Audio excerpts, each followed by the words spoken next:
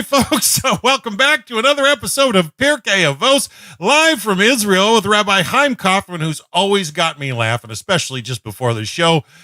He cracks me up, but it's always a joy to hear Torah out of Israel, and especially from the learned rabbis. And we know Rabbi Coffman's been teaching us the ethics of the fathers, and it's just a joy to hear it and know exactly what we should be applying. So let's just jump right in. This is going to be my last class for a number of weeks. So, let's just soak it all up from the rabbi and see how he's doing. Rabbi Coffman, good to see you, sir. Always a joy to be with you. Thank you so much for sharing Pirkei Avos with us. Are we starting chapter 2, or you got some tail end of finishing We're 1? Still the end of first chapter, Mishnah 18. We should hopefully start chapter 2, but then if I start it, so we'll be gone for a while, and everyone's like, hey, where were we? We have to go rewind and right. say, hey, I was on this one. No, you weren't. I was on that one, and then everyone's gonna forget. So we have to every so often you have to put out the energize the bunny so people don't forget who I am. I may forget who I am. You never know. Checkmate. That I won't forget. Yeah. So we're gonna finish up this Mishnah. And the Mishnah says, Rabbi Shimon Gamliel says again, the world endures on 3 things: justice, truth, and peace. Right? As it says, truth, right? And the verdict we spoke about last week, what the difference between this is and the Mishnah that we said at the beginning of chapter 1, right? That there are 3 things the world stands by: Torah, Avodah, Gemilus, Chesed, right? Torah being Torah, Avodah being service to God, and Chesed being acts of loving kindness. So we saw really they're all one and the same, right? There, each thing corresponds to something else, which we spoke about last week. So another explanation here is that a person should go in the ways of God, because God represents absolute truth. Now, how do we know? Because the Torah tells me, right? We mentioned this last week, I think, but to just start here, the Torah tells me, Deuteronomy chapter 28, verse 9, Torah gives witness to this by saying, go in his ways.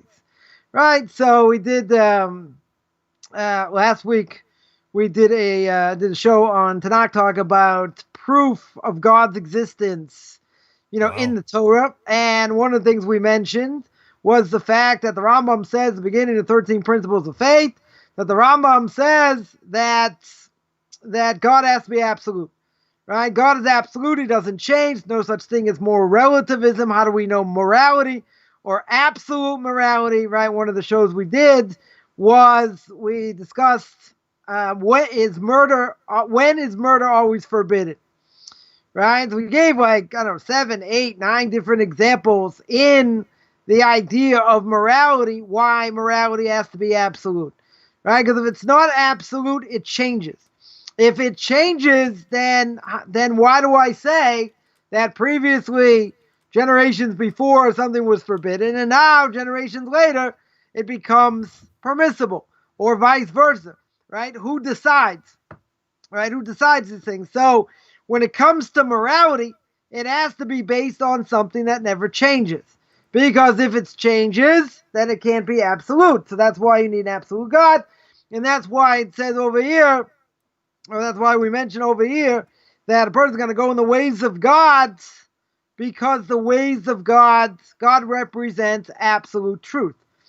Now, there are things obviously we have to understand, right, and how God runs the world, and it's complicated, etc. But that does not change the fact that God represents absolute truth, because there's nothing in the world, whenever you want to, if you want to talk about truth, or whatever, it can never change, right? Therefore, if you're going to go in God's ways, going in God's ways means you do what he says.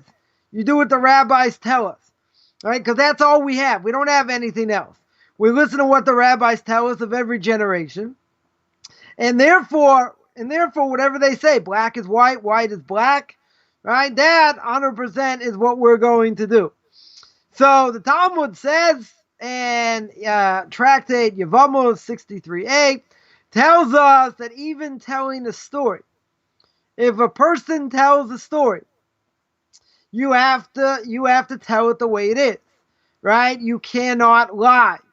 If for instance, let's say a person, there are certain ways or certain reasons why a person be allowed to speak against somebody else. Obviously, according to the Chaim and the laws of Lashon Hara, you have to fulfill certain conditions, right? If you don't fulfill those conditions, you cannot repeat, what somebody said or whatever. One of those conditions is you cannot exaggerate, right? In other words, let's say the first one is you have to hear it yourself.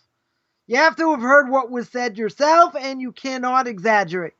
You have to tell it the way it is, right? Because otherwise, if you adding in something doesn't necessarily mean you're telling what it is, right? You may be embellishing it, which you'd have to admit. I heard this, I'm just explaining what it meant or whatever. Embellishing it does not necessarily mean exactly what is said. So if a person's doing that, obviously you'd have to say, this is what I heard, but this is what I think, or, whatever. So in this case, if a person tells the story, you have to tell it, you have to tell the truth, right? You're not allowed to lie. Now, if a person would lie, now what would happen? Let's say a person tells a lie, and it's not something that would cause someone necessarily a loss or a benefit. Do I say that's okay? In other words, essentially, a person's lying, which we'd all agree isn't good, but it's not. But let's say we know this is never going to cause anyone damage, right? It's not going to cause them a personal loss, not going to cause them a benefit, whatever. In either case, nothing bad is going to come out of it. So if he doesn't tell the truth, then what's the problem? Question's going to be, is there a problem? Right? Is there going to be such a problem? You mean now, like a white lie? Yeah, even a white lie. What I'm saying, it's not going to cause any damage. So a person speaks about something of substance. See, if it's something that's not going to cause someone damage, you might say it's okay. But what happens if a person then, sometime later, whatever the case is, they are going to speak about something of substance? If they're going to speak about something of substance, it's going to be a problem. Why? Because he won't be able to tell the truth. Why won't he be able to tell the truth? Because he constantly lies. When a person constantly lies, even if it doesn't cause someone any damage, even if a person constantly lies, what it can do is it can skew what they think. And they may think, okay, so I lied in this, I lie in that. This doesn't have any, negative effect. But when it comes to something of real substance, what's the evil inclination going to do? Also cause them to lie, right? So we're going to say over here that even if it's not going to cause someone any negative damage whatsoever, for argument's sake, let's just say that's true, then we still don't allow it, A, because the Torah tells me I can't lie, right? The Torah tells me I'm certainly not allowed to lie. And not only that, but if a person lies on things that don't matter, all the more so he'll lie on things that do matter. And even if the person says, this is really a bad habit, I got to work on it, I have to strive, to get away from it, etc., it's going to be very, very hard.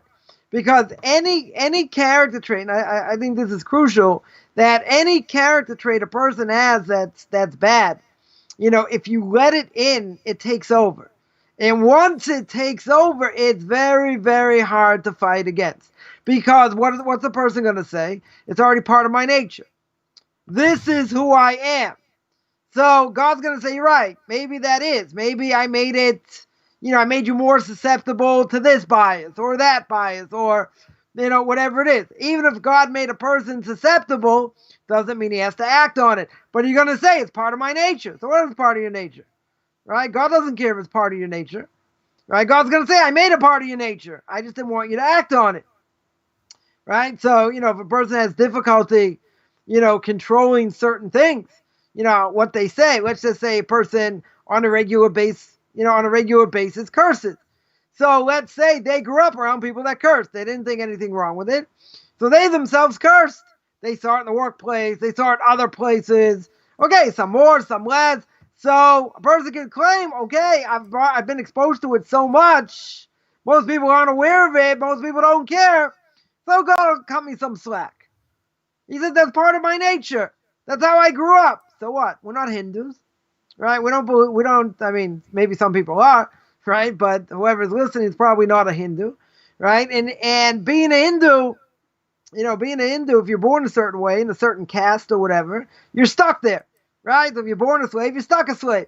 So I remember someone once told me, someone once said, oh, you don't pray in our synagogue, anymore. It was a conservative synagogue. So I said, yeah, I sort of upgraded, whatever. But I said, I'm not a Hindu. And they said, what do you mean? So I said, just because I was born in a certain way, just because I grew up in this synagogue or this quote unquote Jewish movement, that's basically dying right now. So I said, so what? If I, even though that's the way I grew up, who says I'm stuck that way? Right? Who says I'm a Hindu? I'm stuck in that caste. Right? And I thought that was like one of the greatest answers, I'd ever given, to a secular Jew. I was like, great. And that went straight over the head. They're like, what are you talking about? They're like, one second. They're like, what in the world are you talking about?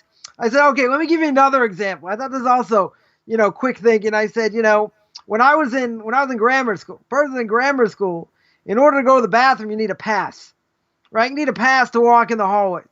When you go to high school, you don't need a pass, right? You need to go to the bathroom, you tell the teacher, you need to go to the bathroom, whatever, and a person goes if the teacher lets, or whatever the case is, right? So all you're going to say, this person's being brainwashed, right? You're saying he doesn't need a pass, he's stuck, he's stuck in the same, in the same way like he was a fifth grader. No, he grew up. He got more responsibility. What, you want to keep him like a fifth grader? You want to make him feel like he's 2 years old? He needs to ask to, have a pass in order to way to the bathroom.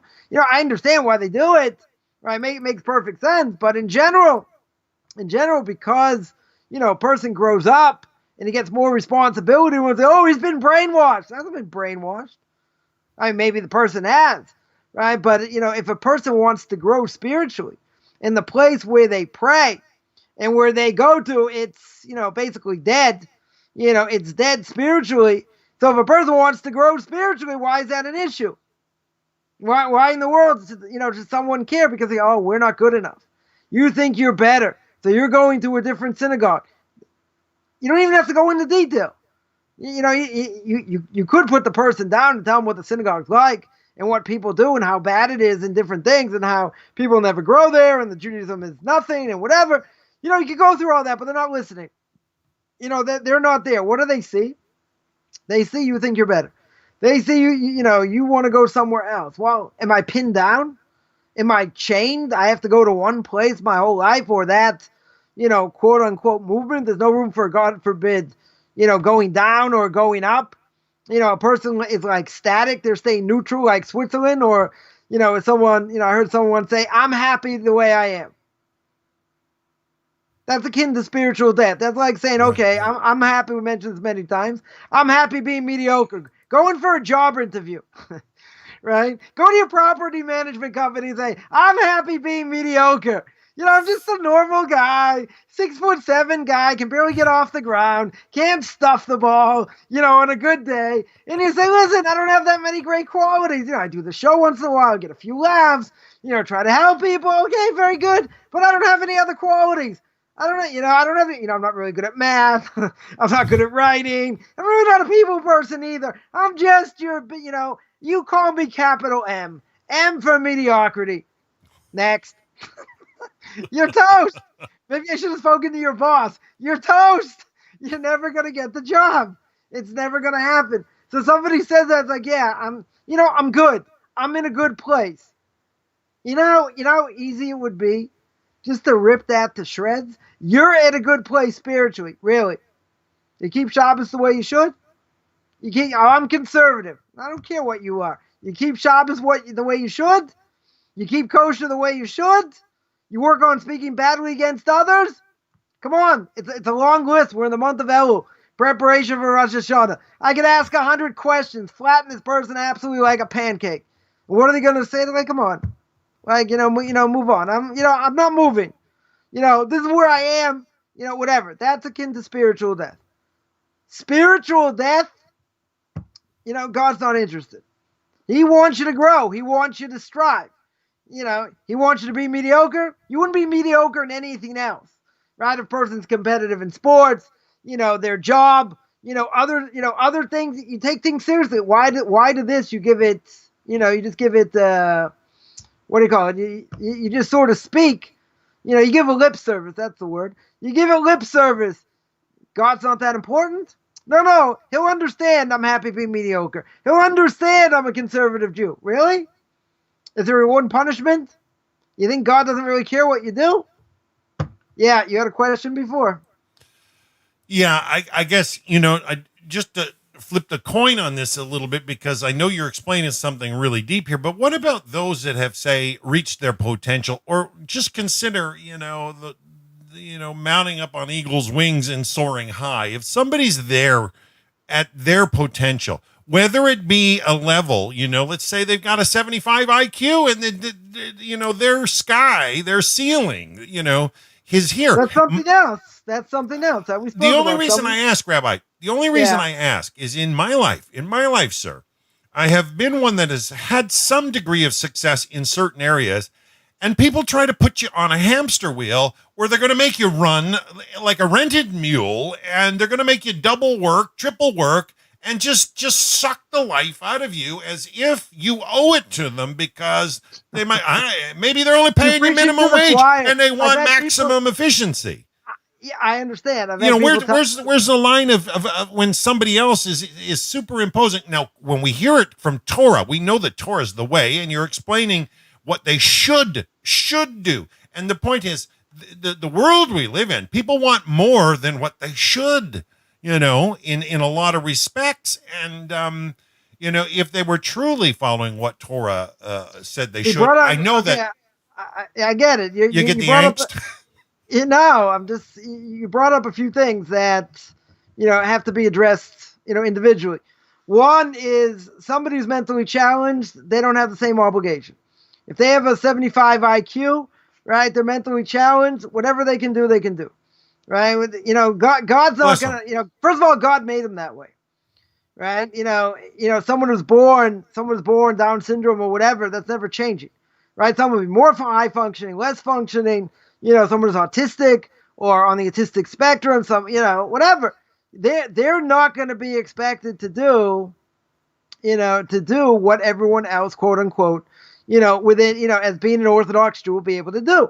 And these people have to be cut a lot of slack. Now, whatever they can do, they can do. But you're not going to force them if they have a small mental capacity. They're not going to be cut out to learn all day. It's just not going to happen. Right? They have to be doing other things, recreation, whatever it is. They're not going to be focused on Torah 100% of the day. They can't be. Right? It's not for them. That's one thing. So if you're talking about someone mentally challenged, that's a whole different thing. Right? That's different obligations, different things. That's something totally different. Now, if you're talking about, and this is not so uncommon. I see it a lot, and that is people want the most and more for their buck, right? So what do? To the point of oppression. Right, 100%. So if a person, listen, it depends what a person does. If a person's involved in business, they're willing to take a certain loss just to make a sale, or because, they need money, so they'll do it for much less. That's one thing. If though it's about integrity, and if it's about you don't sell yourself short, even if you're not making much money, right? So then what that does is you're not going to sell yourself short later.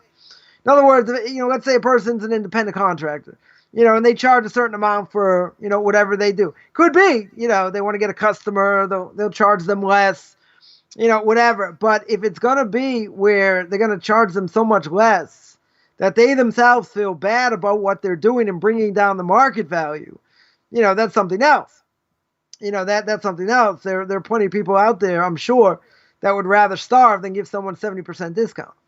70% discount, okay, you made some money, but you just sold yourself short, and you sold, whatever business you're in as an independent contractor, whatever, that people are going to say you're crazy.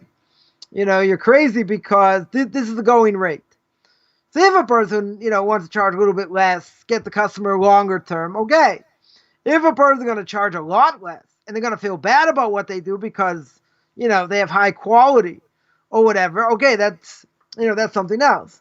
So it's going to depend on the circumstance. It's going to depend on the person, but most people are not going to want to sell them short, unless they're under dire circumstances or whatever, so if the price is what it is and you can negotiate a little bit, it's one thing, right? But if you're going to drastically reduce the price and you're going to feel bad about it, you should never do it, right? Definitely should never do it. But, it's a catch-22 because, these times aren't easy. Person, needs the money. Let's say a person needs the money, but they're going to, how far are they going to slash it to get the next client, right? And not only that, they'll put in top effort, to show what they've done, but in the end, they're going to feel bad. They're going to feel shortchanged. Definitely feel shortchanged. I've had people tell me, I had someone say to me, what I do is extortion.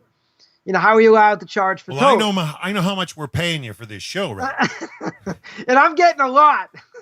I'm buying a new house in, Prairie Land and whatever. But the thing is that, so the person said it's extortion. Now, I did a show in Tanakh Talk a few years ago about, are you allowed to charge for Torah? So what's the obvious argument? We're going to see one day in the next millennium when we hit this Mishnah that really you're not allowed to charge for Torah, right? The commentaries say you're really not allowed to charge. It should really be done for free, right? So the Talmud then says if a person's teaching little kids or whatever, what are they paying you for? They're paying you for classroom control. They're not paying you to learn for teaching Torah. You are teaching Torah, okay, right? But nowadays it's a whole different thing. Someone who's teaching in school, they have to get paid, right? It's a normal thing, even if it's for Torah and you're teaching them other things, whatever, right? But the argument that people will make is really it should be done for free. And look, Moshe Rabbeinu didn't charge in the desert, right? So I've heard that also. That's true.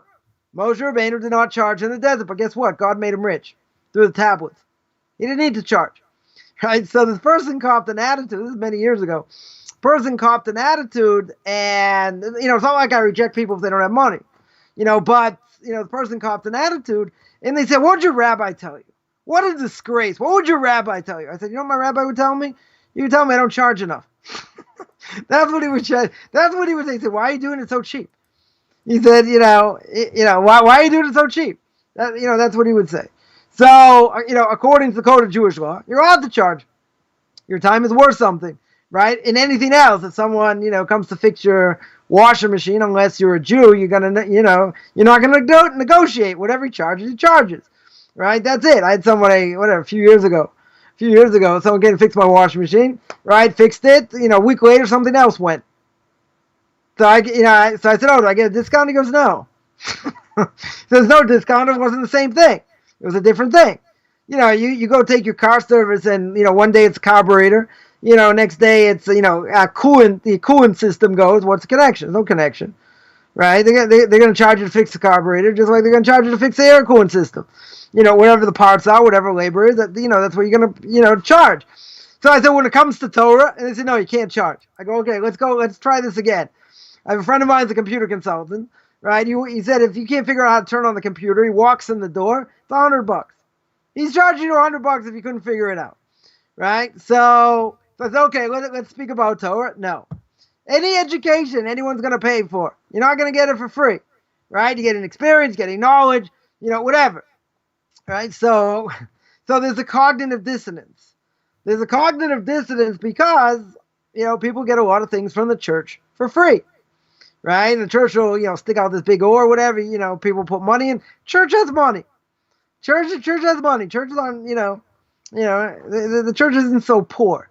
Right? So they think, oh, so I got this, I got that, so I should get it for nothing. Why in the world should you get it for nothing? One thing to keep in mind is that, one of the things the rabbinical court wants to see by a Jew or by a potential Jew is that they're able to move into a Jewish community. Right? They're able, to pay for kosher food. Listen, if they get stuck and, whatever, okay, it's one thing. But that's what they're going to want to see.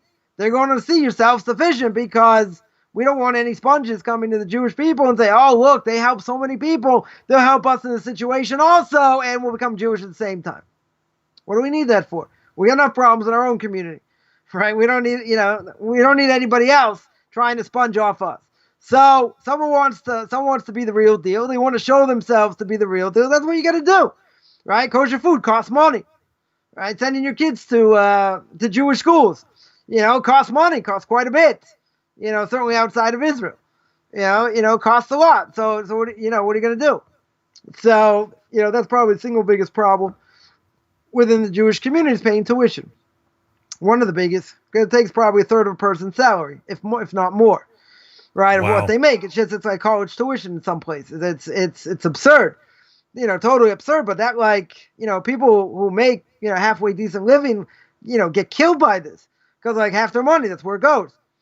Okay, there are tuition breaks, other things, whatever. But, in general, if they give everyone a tuition break, they're not going to survive, right? They're certainly not going to survive. They're running a deficit as it is, right? But I don't want to digress here. The point, the point is that when it comes to, when it comes to, let's say, mediocrity, or, it comes to paying for things, or, how we view it, everything is we mentioned up until this point, everything you have to see from a Torah perspective, right? You cannot have multicolored glasses looking from things from I mentioned this before also, looking at things from a 21st century perspective, and trying to compare modern psychology and what King David and Saul and the patriarchs and what they went through, right? That's what the chief rabbi of England did, saying basically some of these people probably are clinically depressed.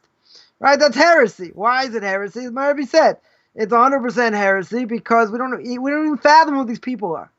Mm-hmm. Even if he's right technically from a 21st century perspective, even if that's the way it appears, do we have any connection? Do we have any idea who Abraham was?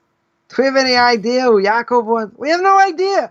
These people are a billion times greater than we'll ever be. You want to say some of the greatest people in the history of man, they were clinically depressed? You have no idea who they are? That's heresy.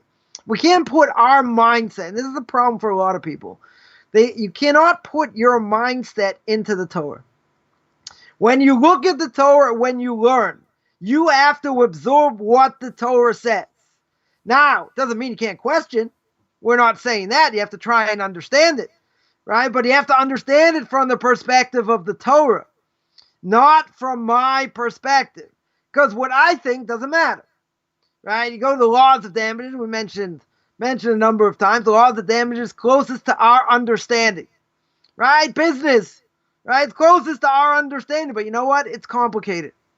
And we don't look at business according to the Torah the same way we do, in the quote-unquote outside world. Not the same, right? Because the Torah is from God. So I remember learning something was so complicated, different issues, different sides, different things, different opinions. And, that's one of my rabbis said, I don't understand. This is the closest thing to our understanding. I said, why do I have a headache right now trying to go through it? And and the advice was, you're forgetting one very important point over here. And that is, it comes from God. And once you understand it comes from God, you have to remember that you have to put God's Torah into you. Putting it into you is understanding the parameters of what the Torah says. Wow. See, it's a lot easier in a certain way when it comes to things that are much more esoteric that we don't have a connection to. In other words, if you look at sacrifices, if you look at what I'll call spiritual cooties, right? Spiritual cooties, right? Purity and impurity. Right? Something we don't really have a connection to. We don't have a temple today, even though, a person can't go to the mikveh. We don't have a temple today, so certain things don't apply. But when we look at some of these ideas that we really don't have a clue about, in general, that, it's not really in our everyday life for most things, at the end of the day, we have to understand the concepts. We have to understand the concepts and apply it. If you're talking about the holidays, everyday life, let's say the laws of Shabbos, making blessings, kashrus, other things, okay, the laws are very specific. and it resonates more with us because they're everyday activities, right? So if you learned about them, you know what's going on. These type of things, so the commentaries go to town. What does this mean? What does that mean? Other things like anything else, it's complicated, but we have our foot in the door. When it comes to, let's say, sacrifices, which a lot have to do with just the verses in the Torah themselves and understanding them properly, in spiritual purity and impurity, we're not holding there. Okay, we have to learn it. It's a portion of Torah, there's no question, but we don't have any practical relevance to it, right? Doesn't mean we don't have to learn it. But when we're learning it, so we take things at face value because we don't have any other point of reference. So you're going to say, oh, the rabbi's this, the rabbi's that. So again, when we understand things better and we have more clarity, you see the greatness of the rabbis more. When we understand things less, when we understand things less and we see, when we see what the commentaries do with it, early commentators, later commentators, whatever it is, and they're bringing from here, they're bringing from there, and how does this apply, and how does that apply, or it does, or it doesn't, and how does it come out in different things? You're sitting there, your mind is like spinning. If it's something you have a connection to, okay, I'm there. I feel like I'm there. I feel like, okay, I have what to say.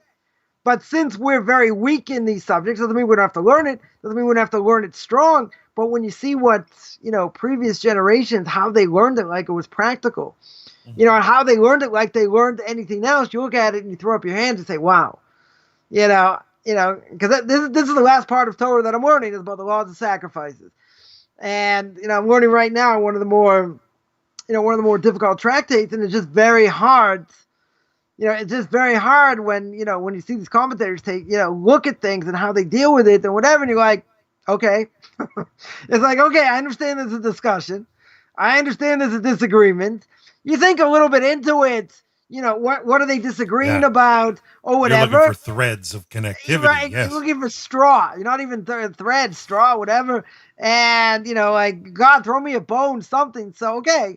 So over, the last year and a half, 2 years, okay, so now I have a better, understanding, a better grasp to a certain extent. It's not like it was just all new, but in the end, it's like a novice with a PhD. That's what it's like. Not even a novice, right? It's below a novice, but what does that show? You're going to say, okay, so these rabbis were extra smart. They were super smart. Listen, they were living in a day when all these things, when it came to sacrifices, purity and impurity, that was everyday life. That was everyday life. For us, we're very, very far removed. It's very, very impractical today. Even though, Mi'at Hashem, with God's help, temple would be rebuilt and come back to sacrifice and all that. You're going to need great people of the generation going to know how to learn these laws and, to know how it applies. Right? Transmit them. Yeah. Some people sort of, when they're learning this stuff, they sort of go through the motions because, you take great rabbis of the previous generations, and you try and make sense of something where you're not really holding in it because it's not so practical. You're like, okay, right? So you take a little bit of this out of it, take a little bit of that out of it. But again, it is a portion of Torah. It is something that, we have an obligation to, we have an obligation to learn. It's just not something, we're so in tune with. So even with other things that we are in tune with, we're also kind of lazy, a little bit, but at least it resonates. At least we have what to say, because we probably learned a lot of this stuff over the years, about the holidays, about blessings, and about other things and the laws of damages. These things are not foreign, we might not always remember all the details, right? But they're not foreign entities.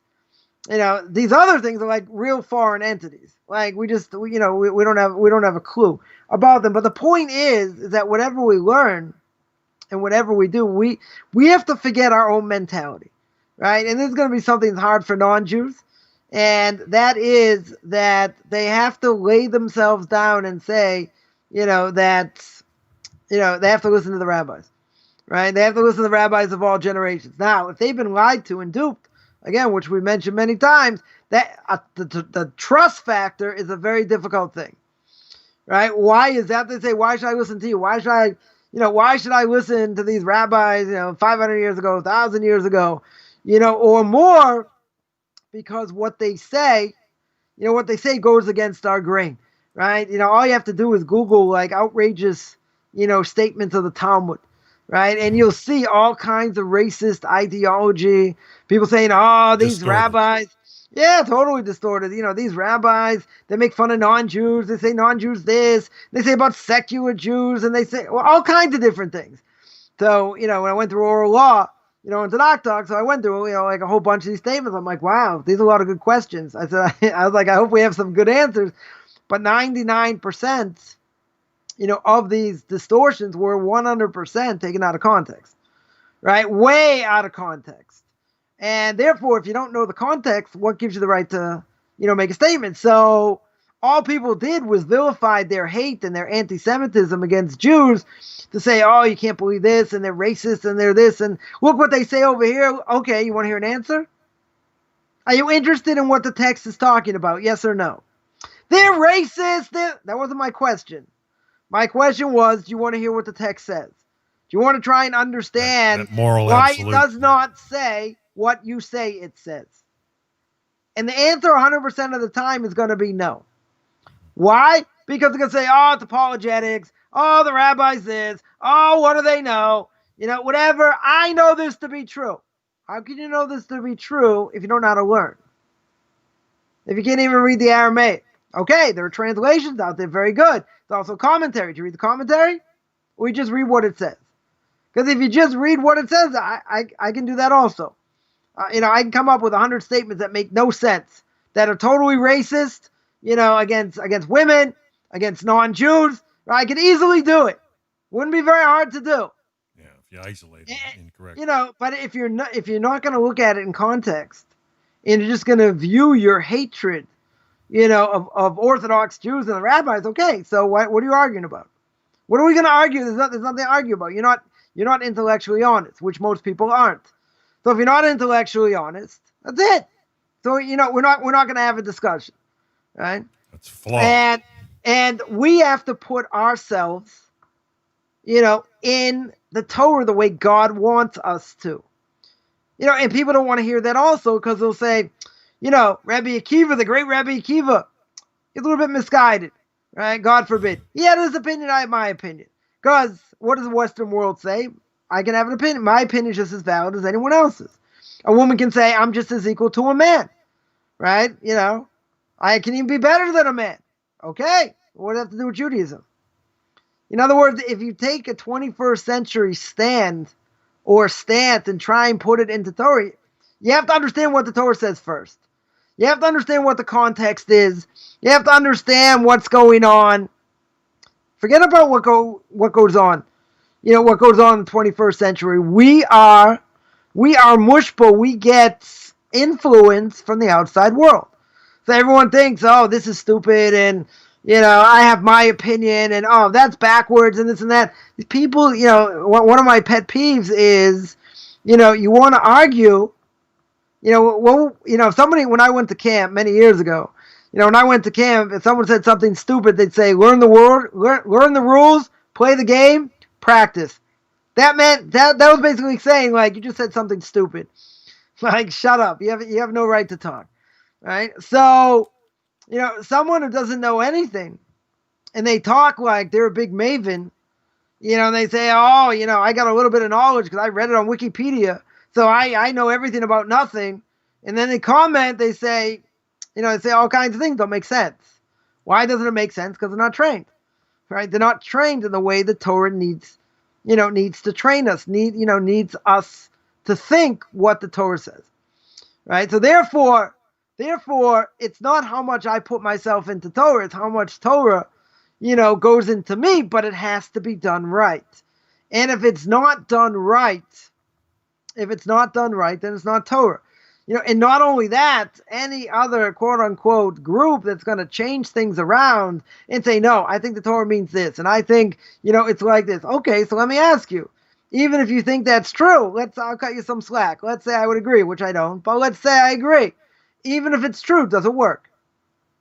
Is it something rational that can be passed down to your kids or your grandkids? What do 4 generations later look like? Are they keeping anything in Torah? Or not?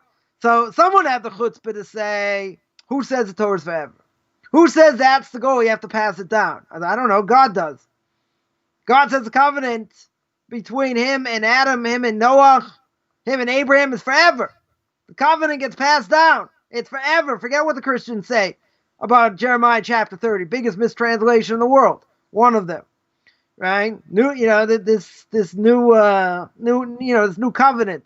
But if Moshe Rabbeinu is the king, if Moshe Rabbeinu is the king, and God makes him king, and God says he's my most trusted servant, and he did it in front of 3 million people, and Moshe Rabbeinu says you're not allowed to change the Torah or add to it or subtract to it, otherwise it's not Torah, how can there be a new covenant? That's the question. How in the world can there be a new covenant? It's like, no, you have to understand, they're not chosen anymore. But what do you do with that?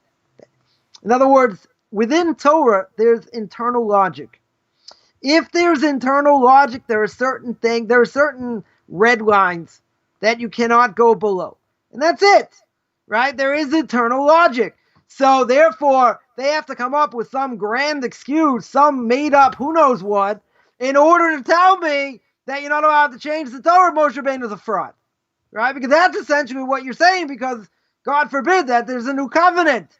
But Moshe Rabbeinu himself said, God told him, he said, there's no new covenant.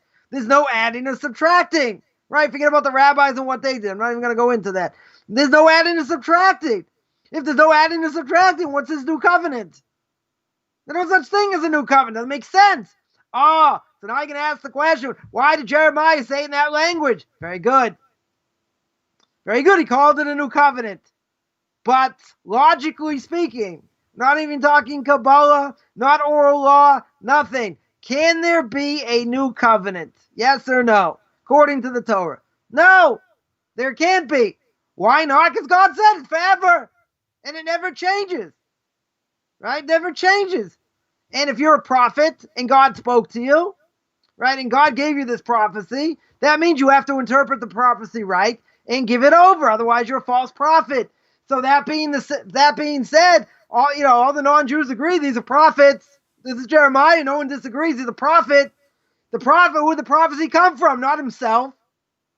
God gave him the prophecy. So if God gave him the prophecy, how can he go against what he said in the beginning? That doesn't make sense logically. Right? Again, so the Christians are going to turn it into a pretzel. And it's not the point to knock out the Christians here, but the point is that you have to think critically within Torah. And thinking critically means within parameters. Within the parameters of what the Torah says and what the Torah allows. Someone says, why do I have to do that? Why can't I just think what I want?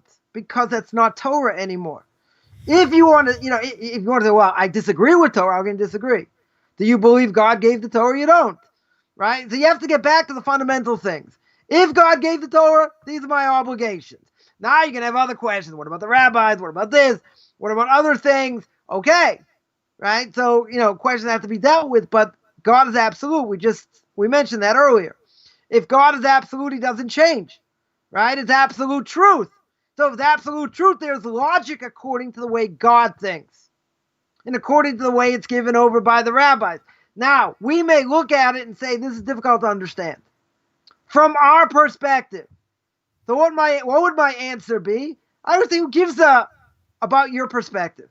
Nobody cares about your perspective. No offense. Right? We care about God's perspective. We care what the rabbis tell us to do.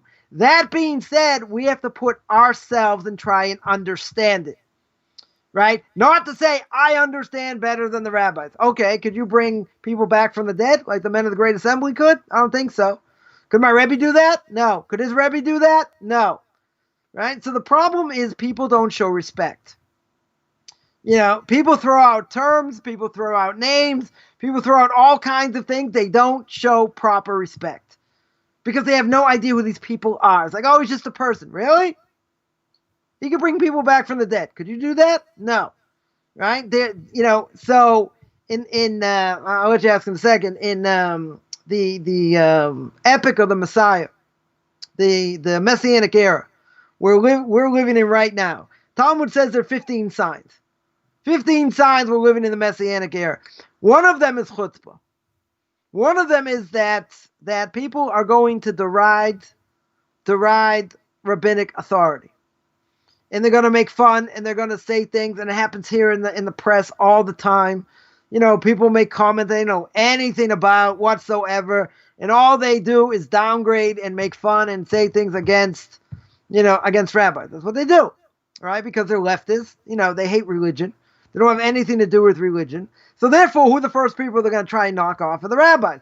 Now, these people know anything besides knowing how to read Hebrew. If you gave them a Rambam, and said, okay, here, tell me what this means. They can tell you what the words mean, right? Because they know Hebrew. So, okay, now explain what the Rambam's talking about. Finished. You can forget the Rambam. You could take them through the Torah itself. Okay, tell me what this verse means. Tell me what it refers to. Tell me what the ramifications are. They can't tell you anything, right? But they are authoritative. They're authoritative, and they'll say, oh, the rabbi said, this can't mean that. Where you mention mitzvahs that don't have any, that we don't understand. You take the mother bird, hovers over the eggs. You push away the mother bird to get the eggs. They're going to say that's an act of cruelty, right? All the PETA activists, whatever you call them, they'll be jumping up and down, screaming, and be saying, oh, that's horrific. That's a loving God. That's a loving God. What does Talmud say? You say that, you're a heretic. You're an absolute heretic. That's like saying, I understand how God works. I understand what's in the psyche. That law is no different than the red heifer. The red heifer makes no sense logically, right? You take this cow that was totally red, never worked, right, etc. You take the ashes, you burn it up, take the ashes. Someone became impure. The Kohen takes his ashes, sprinkles it on him, and that person became pure. The Kohen becomes impure. No, that doesn't make any sense, right? It's one of the only mitzvahs King Solomon had had difficulty understanding. Doesn't make sense. It's illogical. Right? So what would some people, God forbid, say? Take it out. Doesn't make sense. Rip it out. Right? Shatnez, wool and linen together. You have a suit. You have a suit that says 100% wool. You got to check. Make sure certain places doesn't have linen. Torah tells me that. Right? I can't wear wool and linen. So people say, why? I don't know. The law doesn't make sense. Kashrus doesn't make sense. Right? I take kosher meat, kosher cheese. I cook them together. Forbidden. Separately, they're okay to eat. Right? That also doesn't make sense. So therefore people say, oh, it's old, it's antiquated, it's this. It doesn't make sense, don't do it. Okay, but God said to Moshe, I want you to give this over to the Jewish people. You tell them what they're allowed to eat, not allowed to eat. So he say, okay, now again, what's the bottom line question going to be? Do you believe God, that the Torah is true or it's not true? If it's not true, then it's a moot point.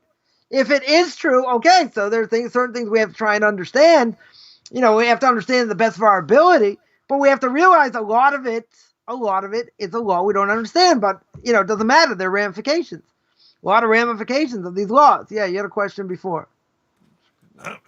Yeah, I guess it really had to do with, I'm trying, Rabbi, and I always try to give the respect due, especially to Orthodox rabbis that study Torah and disseminate it properly and clearly, but I have difficulty with maybe chutzpah, if you will, to a degree. I believe that we all have something to bring into this world. Hashem created us for a reason and a purpose, and there's specialities that I think Hashem has got for each and every person, and if somebody 100%. starts to blossom into that, I believe they should be trusting the rabbis to actually give them, some guidance, direction, to fulfill that. I mean, almost like pruning, if you will, so that it produces what it's supposed to produce. But I find there are certain topics that, when it comes to factual laws of nature, measurable, the harsh scientific reality, the measurable, and I don't want to say philosophical scientific material, not theoretical physics, where they're postulating and still working things out. It's all theory, but they have actually enough data to say this is conclusive. I find that there's that bit of clash where, okay, it's not intending to clash with Torah, especially a learned mind. If he says, look, I can measure this. What about this? He's not trying to clash with Torah, But I understand the rabbis are coming from a unique and different perspective. And I try to dig and dive and understand more. And I realize there's a point where that's not for me. Yeah, right. The obvious question, is going to be that we hold that the universe is 5,780 years old. Right. Yes, I can't swallow it. I don't even see it in Torah. Scientists say it's billions of years old. Right. So obviously, you didn't watch my video on Tanakh Talk, but that doesn't really matter. But one perspective, the Ramban, Nachmanides says each day is 1,000 years. Right now, the question is if you read Dr. Schroeder's book, right, Genesis, the Big Bang. So it depends where your perspective is, right? We'll give him a plug here, right? So it depends where your perspective is.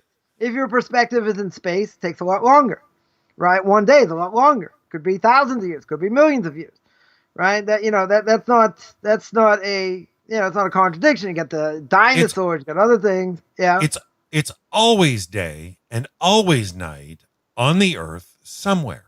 It's always day and always night. I just love the way that the Torah reads. And God divided the light from the darkness. But the problem is, if someone's really into the subject, it's one thing. Most people throw out this as a block, just like the Holocaust. Like, where was God during the Holocaust? I'm like, wow, I got a great book. It's called Hasidic Tales of the Holocaust. You want to read it? No, it's just a question I ask rabbis to make them fidget. Most people are not interested in the answer. If you're a scientist, okay, you have to show it's proven. You have to prove it to me. Right, one of the things I spoke about by cosmology was by Stephen Hawking and Einstein that basically showed there's an expanding universe, etc., and that there has to be someone expanding that universe, and both refused to even entertain the idea that this could be true. Even based on science, which science seemed to show it. No question. Why did they vehemently, not even want to deal with it? Because what's the other alternative? The other alternative is the Torah must be true. Of course. Right? That the creationists are right. Now, what's the alternative to the creationist story? There's only one alternative. Evolution. Right? Even if you come to a Big Bang, that's the only alternative. And it's a bad alternative, and certainly never been proven, even though all of academia, holds by it, right? No question. So where's the critical mind? Where's the critical scientific mind? The greatest physicists, of all time. Take Einstein, take Stephen Hawking, and what they show or seem to show scientifically. I'm not talking from the Bible. I'm not talking philosophically. Scientifically, they seem to show there's a God who's running the world.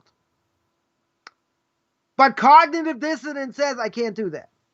I can't say that. Why can't I say it? Very simple. Because if I say that, then the Bible's true. Right? So scientists are also full of it. And the reason is because they're not that intellectually honest as they claim. They say, if I can see it, I can fathom it. This is what Aristotle said. If I can't see it, I can't fathom it. But scientists made all kinds of claims before we had telescopes. Of course. Right? Before we had microscopes. They made all kinds of claims about, cells, how they work, DNA, different things. Made all kinds of claims. People took it verbatim. People took it like it was the word of God because it was science.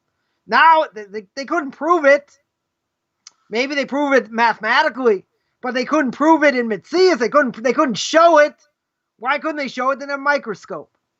But it's, hey, but I got enough information in order to show that it's true. Well, guess what? I also have a ton of information to show that the Torah is true.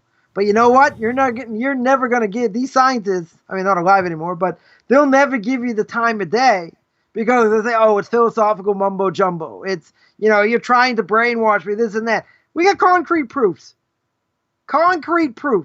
Logic. There's got to be a crux, though, Rabbi.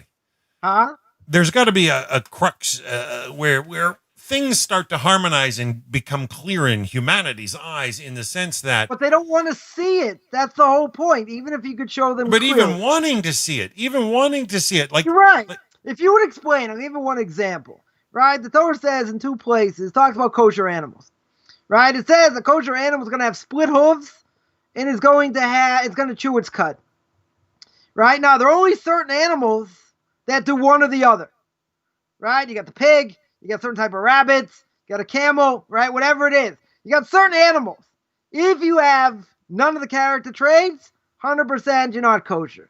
Even if you have one of the character traits, right? Even if you have one of the character traits. Now, the Torah lists an example, right? A whole bunch, right? Different types of rabbits, and a pig or whatever.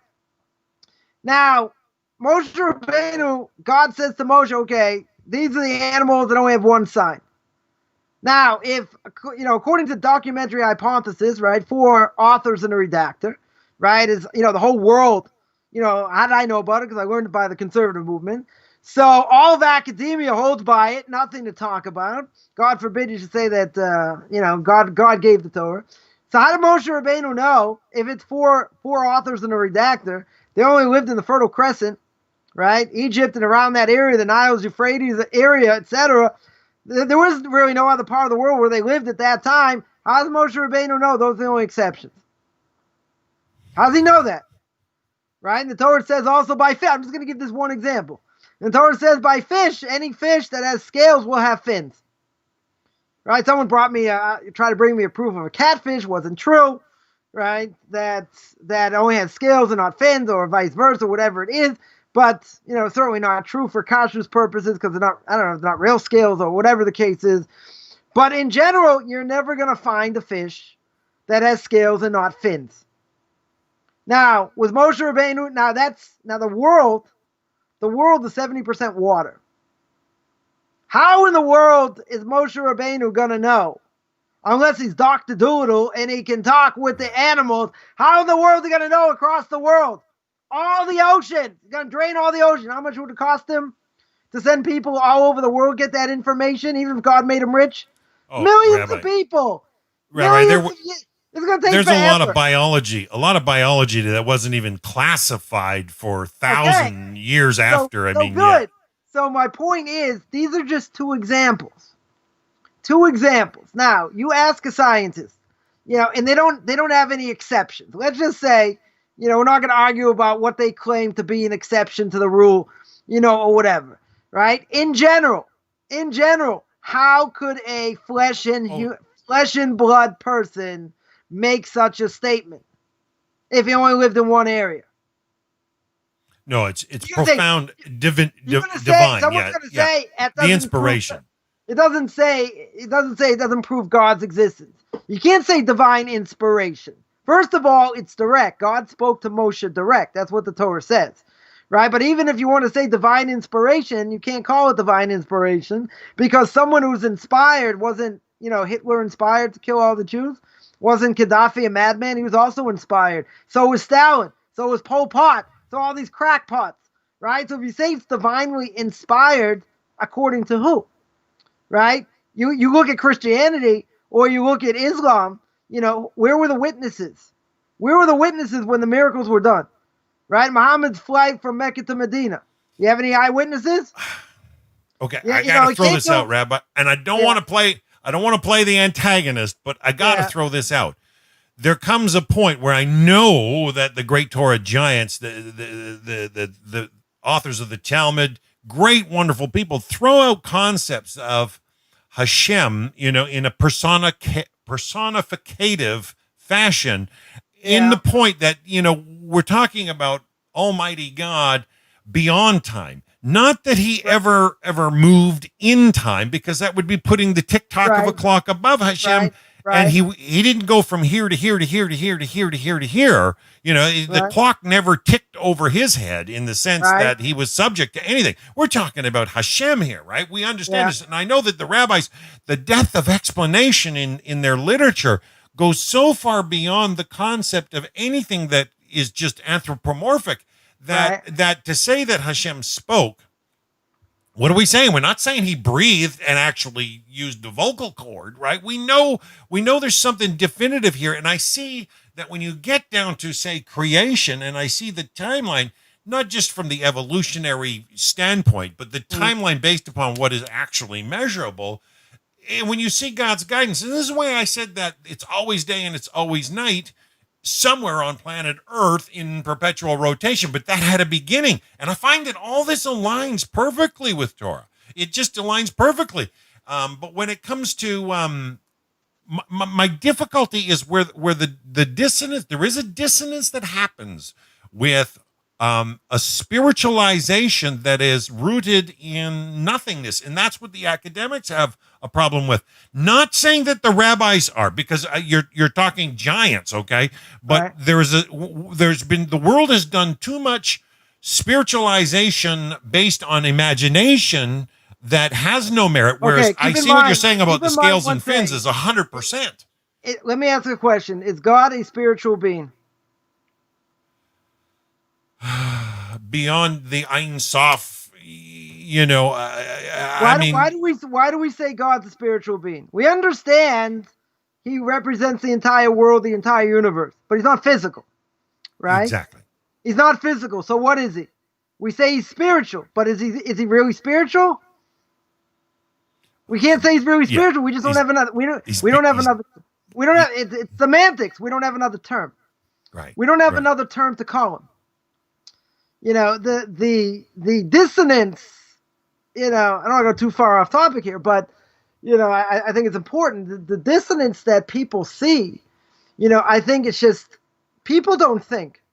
There was a statement I remember years ago.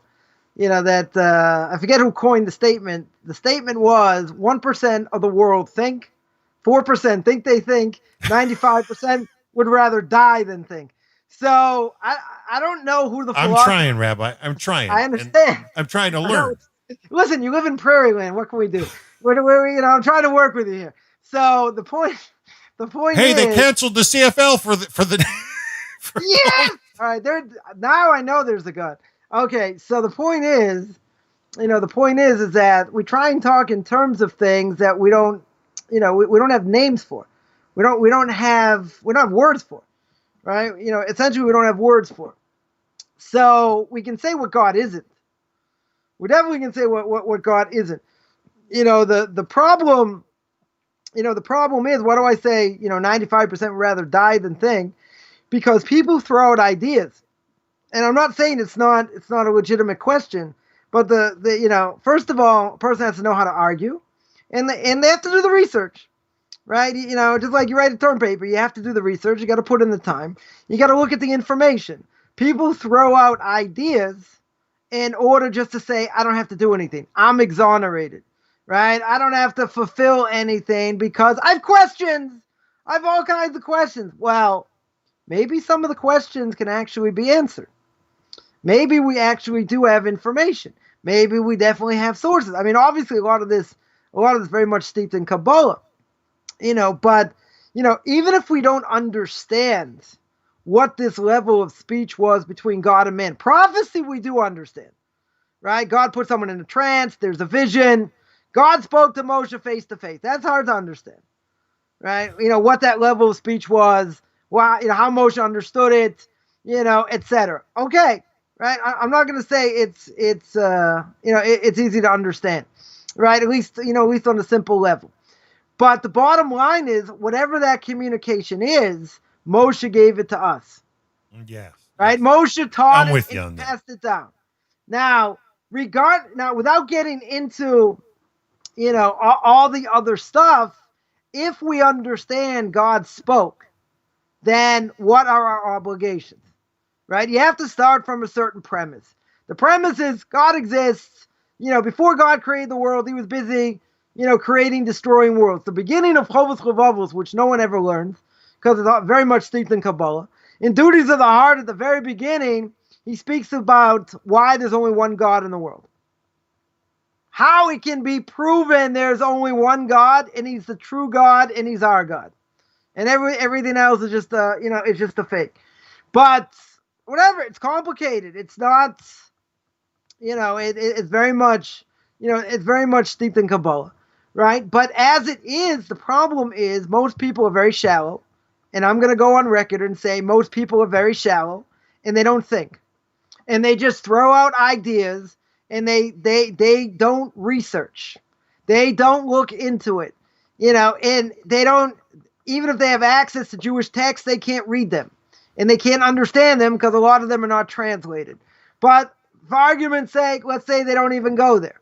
They're not interested in going there. They throw out stuff that even if it's a legitimate question, which again, I'm not saying a lot of these questions are not legitimate, but if you do the research and you do the proper research, then there's certain conclusions you're going to have to come to, right? And in the conclusion that Hawking and Einstein refused to come to, even though, according to science and math, that showed we're living in an expanding universe, right, which seemed to be proven, they refused to look at the end result and apply it to Torah. Otherwise, they have to be Bible thumpers. And this is exactly what Dr. Schroeder said to me many years ago. I took him to speak in Tel Aviv University, about science and Torah. And I asked him, this is when the internet just started, and he had a chat group for physicists, Jewish physicists, non-Jewish physicists. And I asked him, did creation ever come up in the conversation? And he said no. It was all about physics, nothing to do with Torah. Right. That was not their frame of reference. That's not something they were interested, because they would just say, of course the Torah is not true, right? It's only what I see, right? It's only something like someone said, you can only prove it to me mathematically. If you can't prove it to me mathematically, then why should I believe it? So I said, okay, I gave 4 systematic different types of proofs for God's existence, and now working the fact that the Torah must be true. You can't knock off all 4 and just say, prove it to me mathematically. I'm talking logic. I don't need mathematics, right? You got a lot of things in logic itself that can show it. You just don't want to see the logic.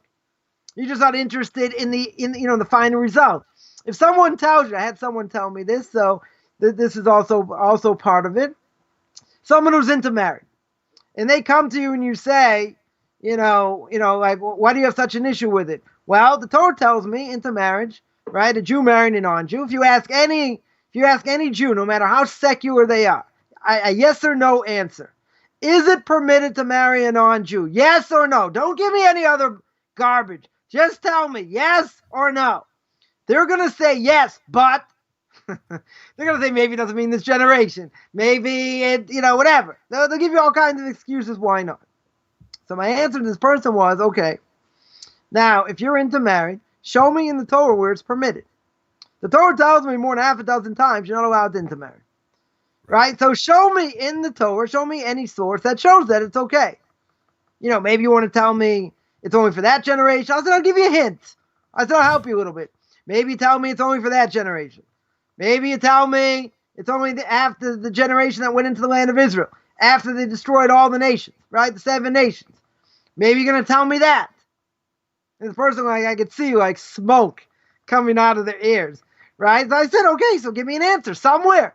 I mean, I'm not the world's greatest expert. I said, give me an answer. Somewhere in the Torah, somewhere in the Tanakh, a medrash, a source, something to show that that's okay according to the Torah. And what was the person's answer? The person's answer is, you are 100% a fanatic. Ooh. I said, so I said, this has nothing to do with being a fanatic. I said, I asked you a very simple question. I said, humor me. I have a PhD in Judaism. You can't read Hebrew.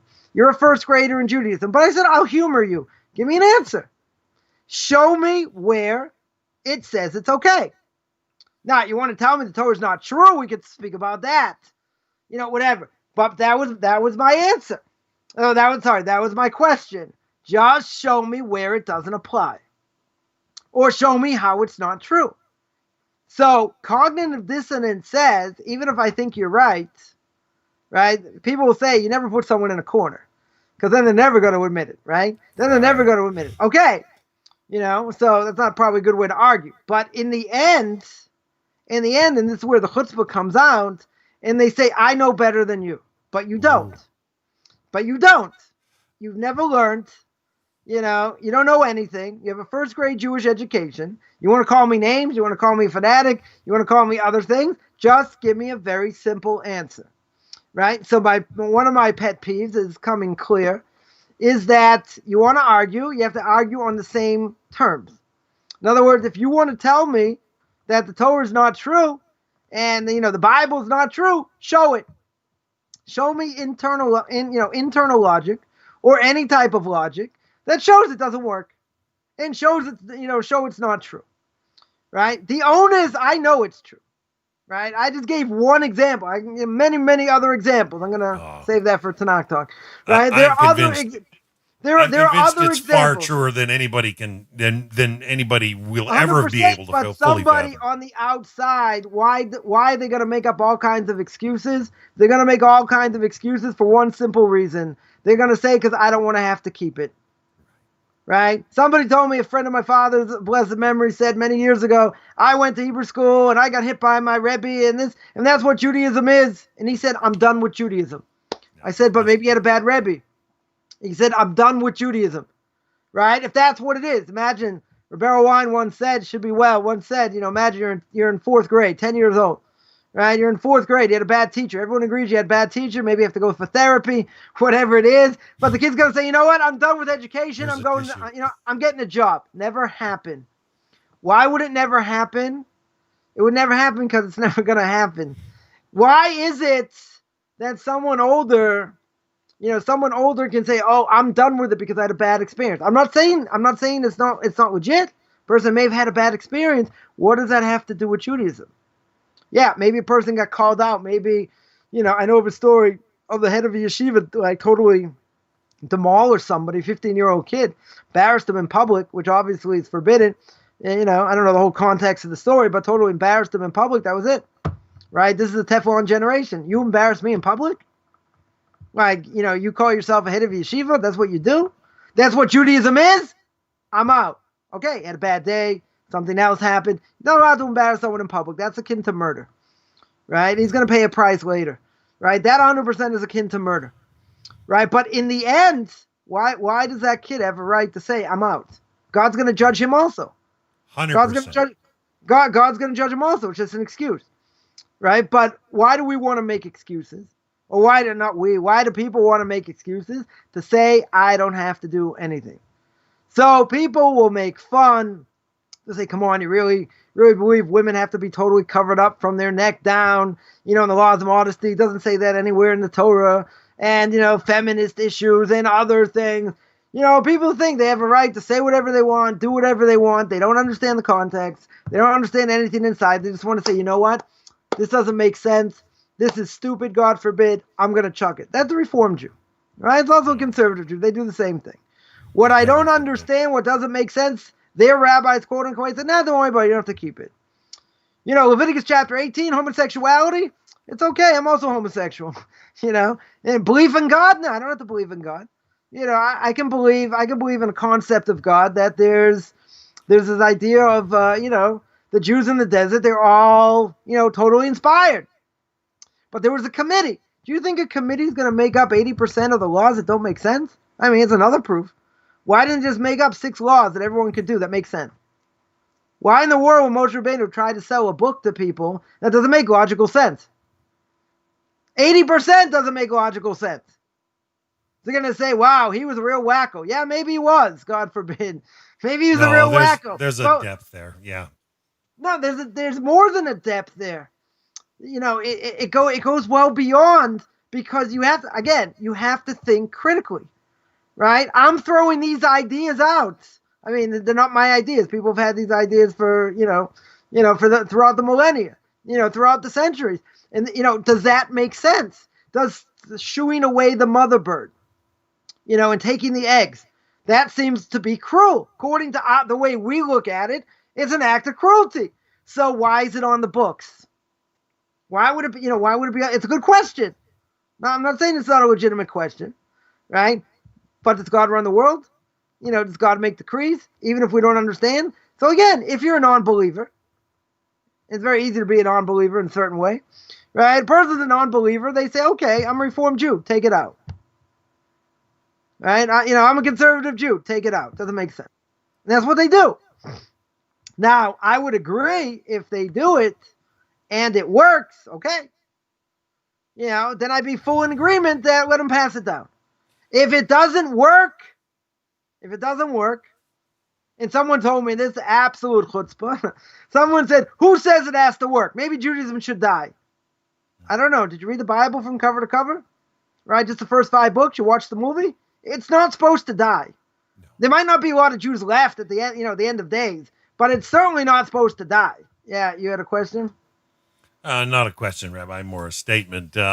Just really trying to grow even in my own understanding, because I can't seem to drop what I know scientifically about an old Earth. I'm having difficulty with it, but then I love how you brought to thinking logically. Now, I've done a bunch of computer coding in my time and CG animation and stuff, and I understand the logic that's used in, say, C# or certain types of coding.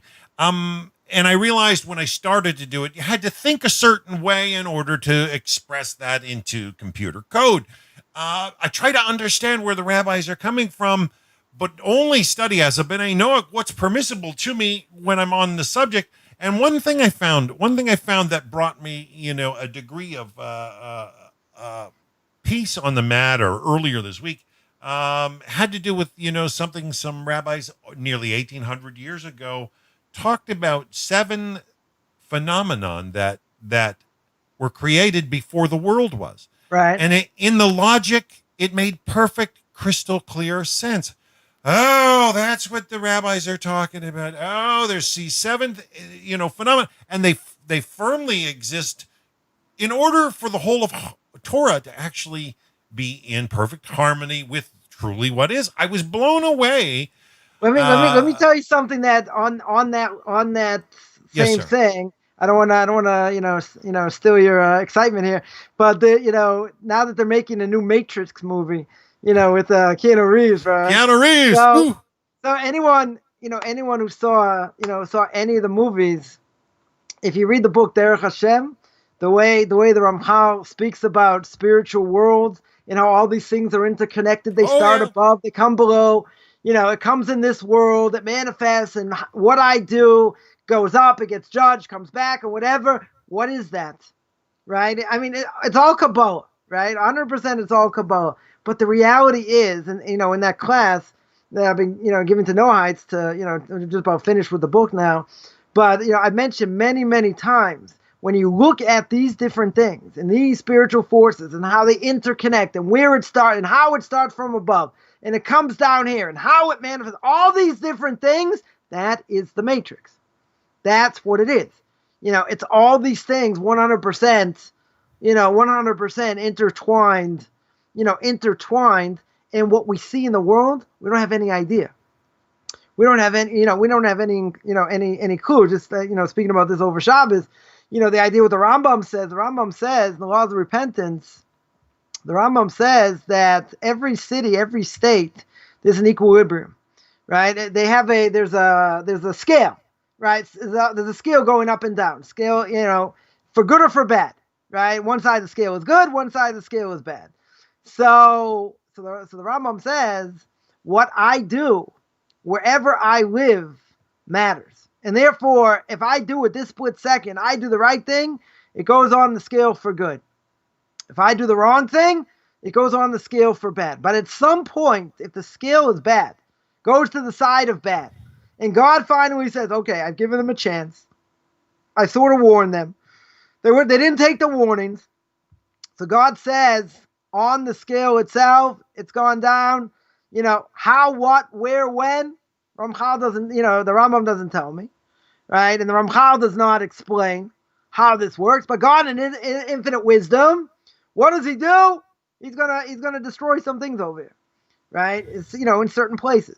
He's going to make, he's gonna make a tsunami. He's gonna make an earthquake. He's gonna make a hurricane. Now, in certain places, I mentioned that a lot of typhoons and these type of things and tsunamis, where are they found? Most of them, they're found in in Asia, right? A lot of them happen there. I'm not saying they're not necessarily in the States or in Europe or whatever. Much, much less. So one of my rabbis explained why exponentially you have them, in India. You have mudslides, other things, typhoons, tsunamis. Why more there in that part of the world than anywhere else? So, so one of my rabbis told me, he said, simple. He said, because there is much more steeped in idolatry than anywhere else in the world. And God hates idolatry. He says it all over the Torah. right? Not to go into idolatry. Many, many, many times. God says he's a jealous God, right? So what does God care? People bow down to sticks or, short little fat people or who knows what, why should God care? Because it takes away his power. It weakens his power in the world. So you're going to say the kingdom of God. God runs the world. It's all about Rosh Hashanah, making God king, and how are you going to weaken God's power in the world? How is that possible? You know how it's possible?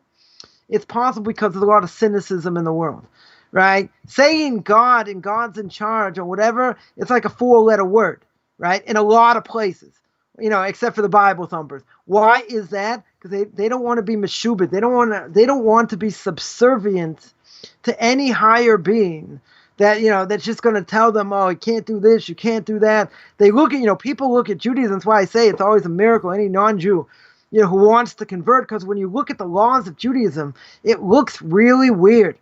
A lot of things, like but it does cure. It does cure the animal instinct. But imagine, listen, I grew up with it. It was very watered down. But let's say on Sukkot, right, on the holiday of Sukkot.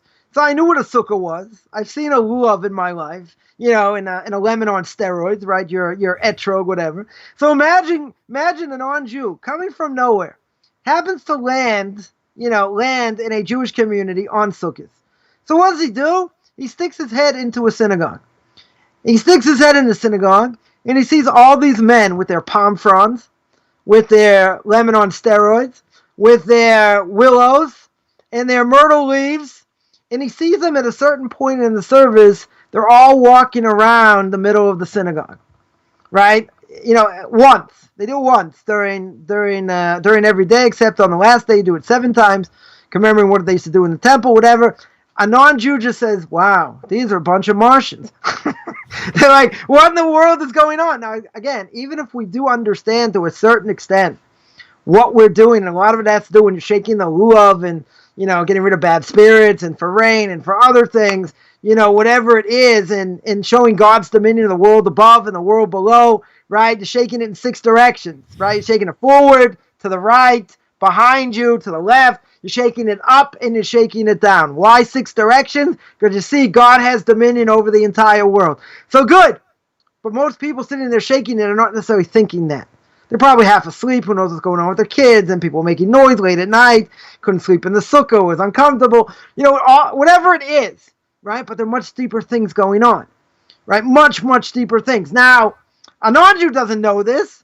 They don't have any clue about anything. All of a sudden, they stick their head in the synagogue, and they see these Jews going, Shan, they're taking their lulav, and they're walking around. They're like, doo-doo-doo.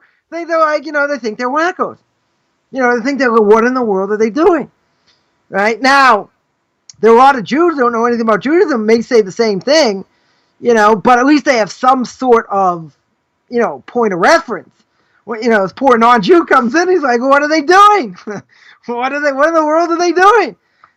And for a non-Jew to want to be part of it, it's an absolute miracle. The only way we can explain it is that their soul was on Mount Sinai and just sort of got messed up along the way because their soul was Jewish. Actually, I mentioned this in the Q&A I did the other day. Someone asked, how can it be, non-Jewish soul, Jewish soul becomes non-Jewish? So I said, well, I'll tell you, Ramati Berger should be great rabbi in Asia Torah, once said there should be 150 million Jews today. 150 million, only 14.5 million. Right? It's probably less than that, halachic Jews, but let's say they're 14.5 million, I'll be nice. So there's a 10% difference. There should be 10 times more. Sorry. Should be 10 times more. So Ramati Berger said, what's the reason? Unfortunately, there were a lot of pogroms, Holocaust, people died. You have to watch that video when I went through Jewish history on Tanakh Talk, but a lot of people died throughout the millennium. A lot of Jews massacred and whatever, and the rest assimilated. So what happened? That Jewish soul eventually intermarried at some point, 10 years down the line, 50 years down the line, 100 years down the line, 200 years down the line, at some point assimilated. Once they assimilated, once they married out, that soul becomes non-Jewish, right? But now they have to go through conversion. But why would a non-Jew, I don't care if they came out of Christianity, I don't care if they came out of any other religion, and say, oh, I looked into it, God put me in your path, whatever, I finally saw the truth, but why? Intellectually doesn't really matter, or it's touchy-feely, mushy-gushy, whatever I would call it. But why would they have a connection to Torah and mitzvahs whatsoever if their soul wasn't on Mount Sinai? Doesn't make sense. Most Jews would never come back to their own religion right now, because to them it doesn't make sense. If you're talking about a Jew who grew up with it, no matter how watered down it was, why is a non-Jew going to tap in? A non-Jew, all the more so, should never tap in, right? But it's because he's got that spark. That spark is still there, but now he has to go through, now he has to go through conversion, So what we're saying over here is the fact, let's not forget about the thread here. What we're talking about, the point is that, all these questions that people have, we're 100% saying we want questions, we desire questions. That's what Judaism is, right? First of all, we mentioned you have to show respect, and, no question is really taboo, right? As long as, normally the question is going to be clean, right? But you have to be ready for the answer also. And you have to be within certain parameters. And if you're not within certain parameters, then no matter what I say or anybody else says, it's not really going to matter, right? It's like if you try to argue with a missionary, right? What do you do when you answer a missionary up? They ask you one thing, you say, yeah, but I got, 10 questions. You go, bam, bam, bam. You ask these questions. I'm like, wow, never thought of that. They go on to another topic. Then, you answer that one up. They go on to another topic because they don't have answers, right? In other words, someone asked me if there's a mitzvah to answer these people, whatever. I said, you're not going to get anywhere because they're not intellectually honest. Because if you answer them up, they just go on to another topic because that's what they're programmed to do, right? They're not programmed to think. Yeah, they're which is denial. Which is denial. Right. It's just right. So I just gave you, I just gave you an answer. I did this with a bunch of Mormons when I was in South America. I gave them a bunch of answers. They didn't have any answers. I said, scram, give me some answers. I'm a little bit thick. Give me some answers. You don't have answers. And if you're within certain parameters and you want to understand about absolute truth, okay, but it has to be within a certain perspective. If it's not within a certain perspective, you can't argue. And people have to realize that these type of people are 100% a waste of time. I had somebody had a whole Bible group. They seen Rabbi Singer's stuff and whatever. And Toby Singer, and they want to show them all this information. I didn't say anything to them. They said it's going to be such a great thing or whatever. And I get this email saying, Rabbi, you'll never guess what happened. So depressing. I said, what happened? Plain dumb. I said, what happened? They said, you'll never believe it. I said, I wanted to show them this information. They weren't interested. They just weren't interested. Someone said, what? I've been in the church for 40 years. You think all they did was lie to me? Yeah, they did. But they didn't want to hear the information. Why not? Because if they hear the information and they see that it's true, they got to do something, right? You can't just sit around and watch CFL, right? You have to do something, right? You have to do something with it. And if you're intellectually honest, then you're going to have to move. Then you're going to have to change. If you're not intellectually honest, you can make an excuse, and that's what people do. But they weren't even interested in hearing the information. They said, I can't believe they were so close-minded. I said, of course they're close-minded. Of course they're closed-minded. It makes perfect sense. They don't want to hear anything you say. Because I thought they were so open-minded, everything fell out already. Mm-hmm.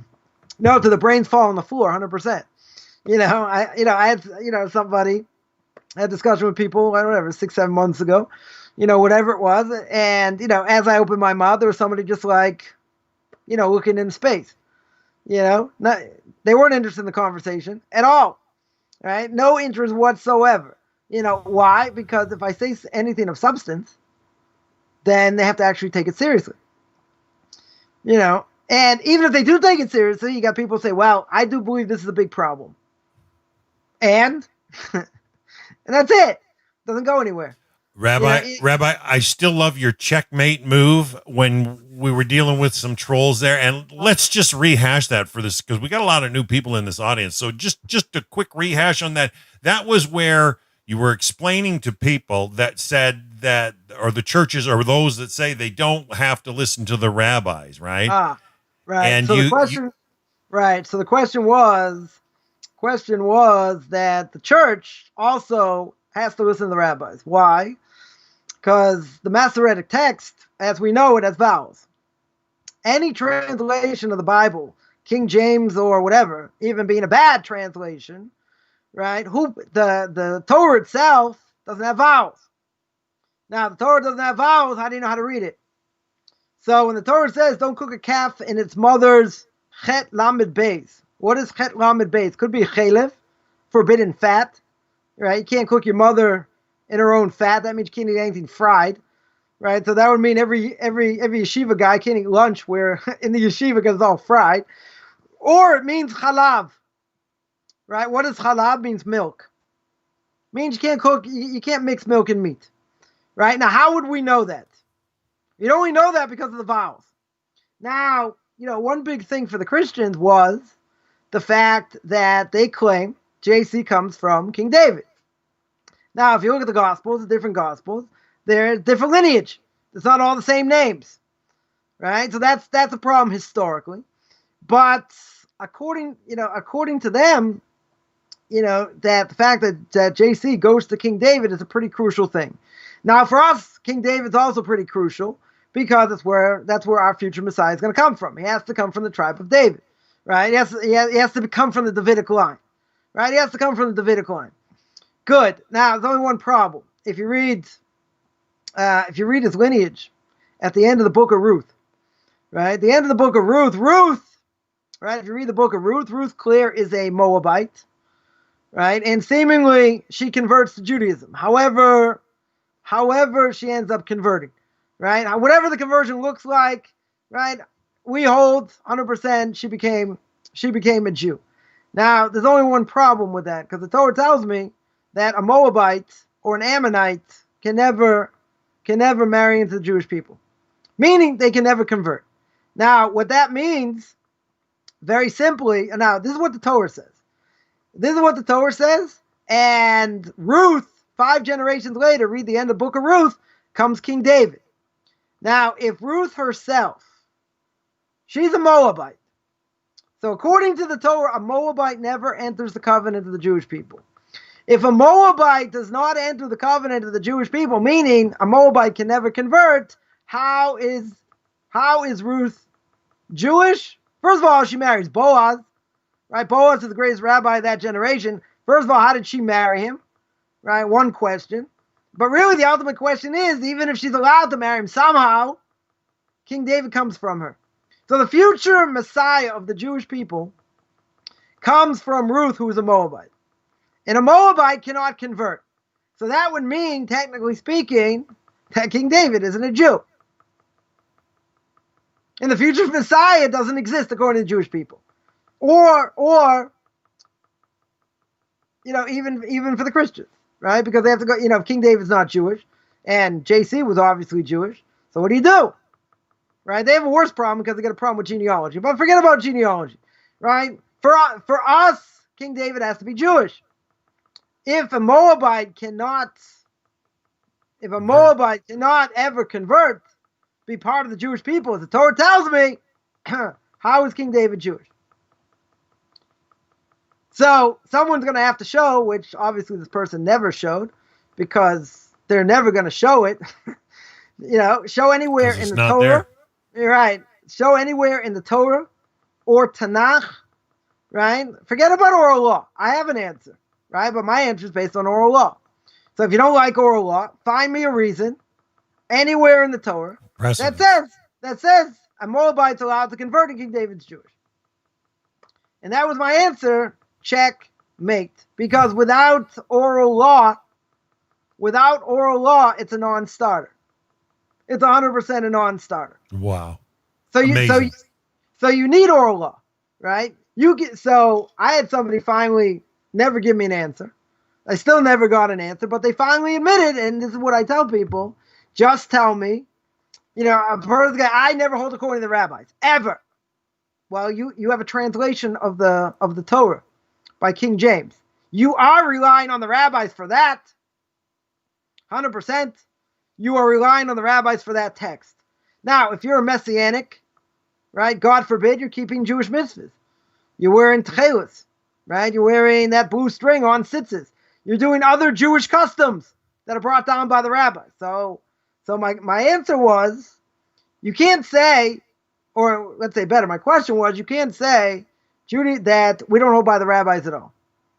That you can't say. That is an untrue statement. Now, if you would tell me I pick and choose what the rabbis say, okay, I'll still say you're a fraud. But, I'll cut you some slack because you admit freely I pick and choose. So I had someone going back and forth. And finally, a month later, what they say? Okay, Rabbi, I got no choice. I pick and choose. You're going to say, well, you're not going to like any of my answers anyway. I said they have to make sense.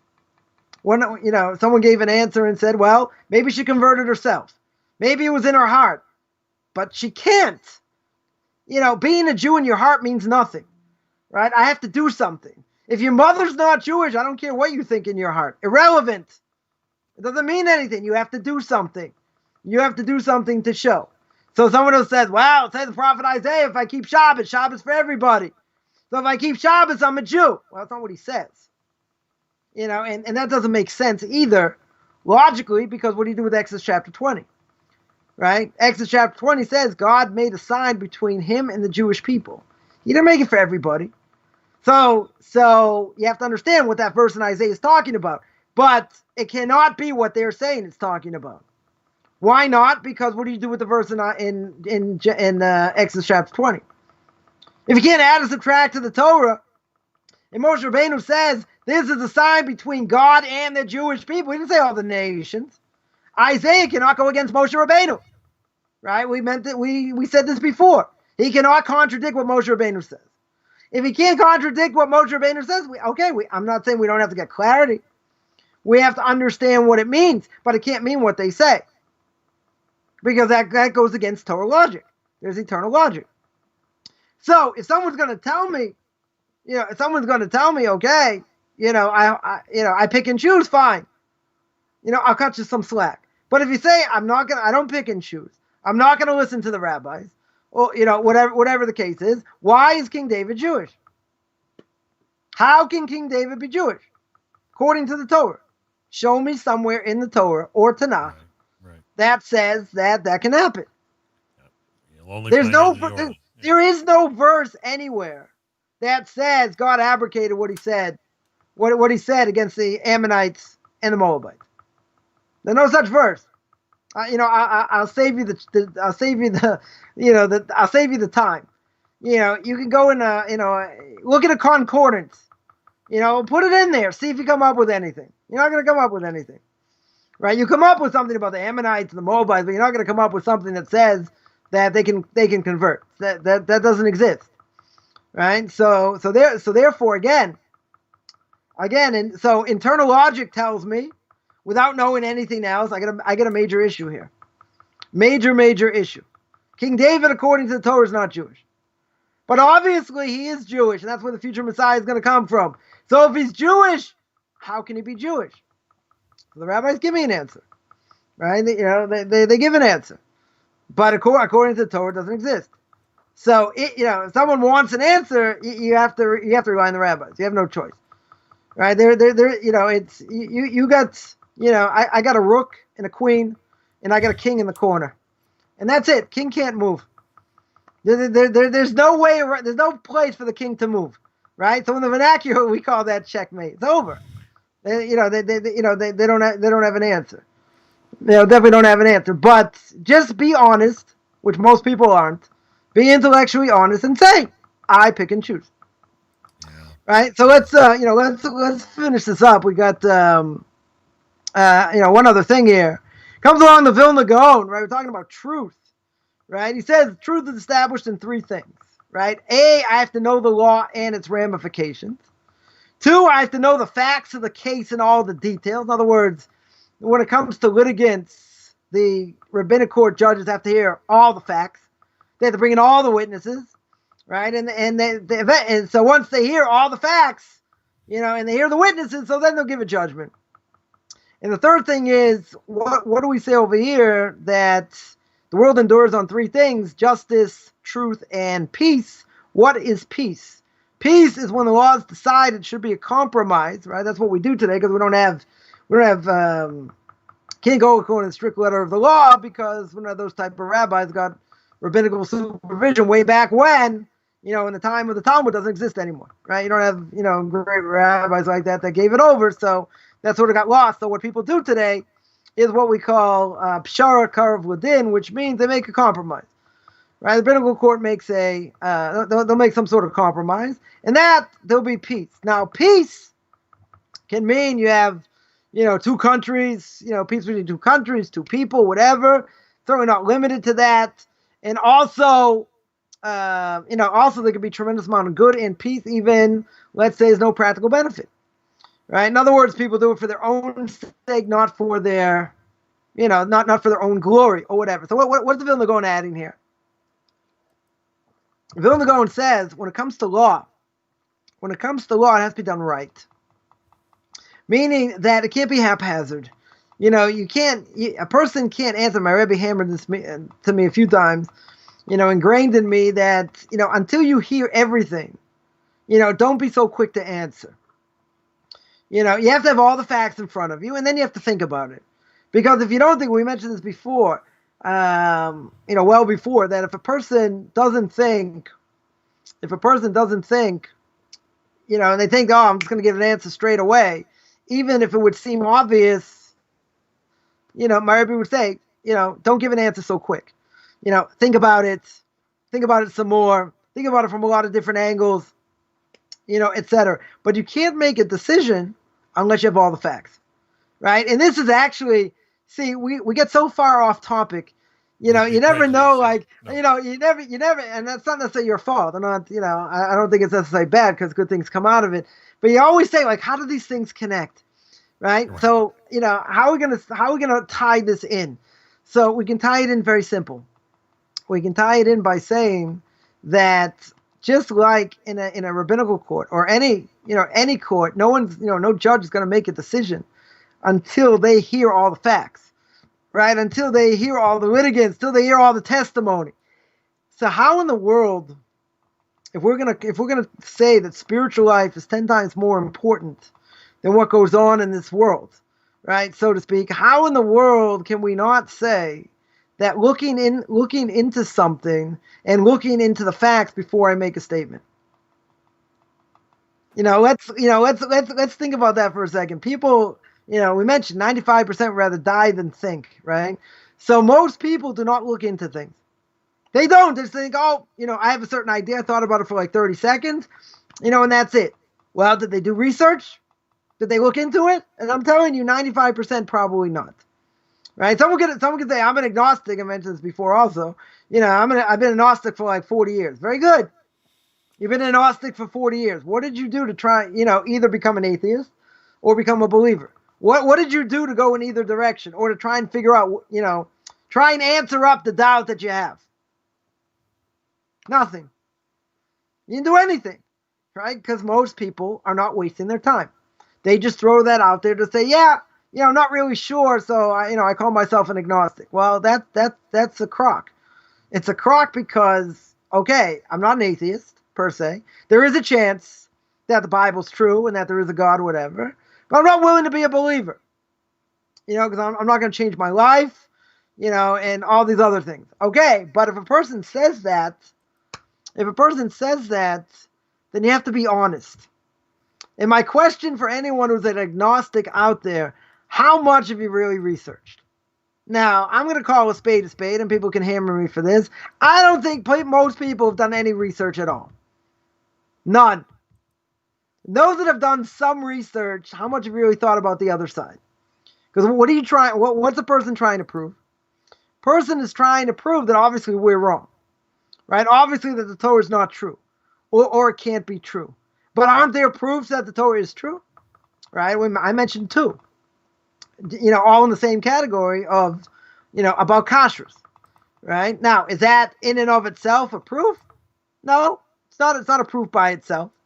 Right? We can go through cosmology. We can go through Jewish history. We could go through, morality. Right? There are a lot of other different things.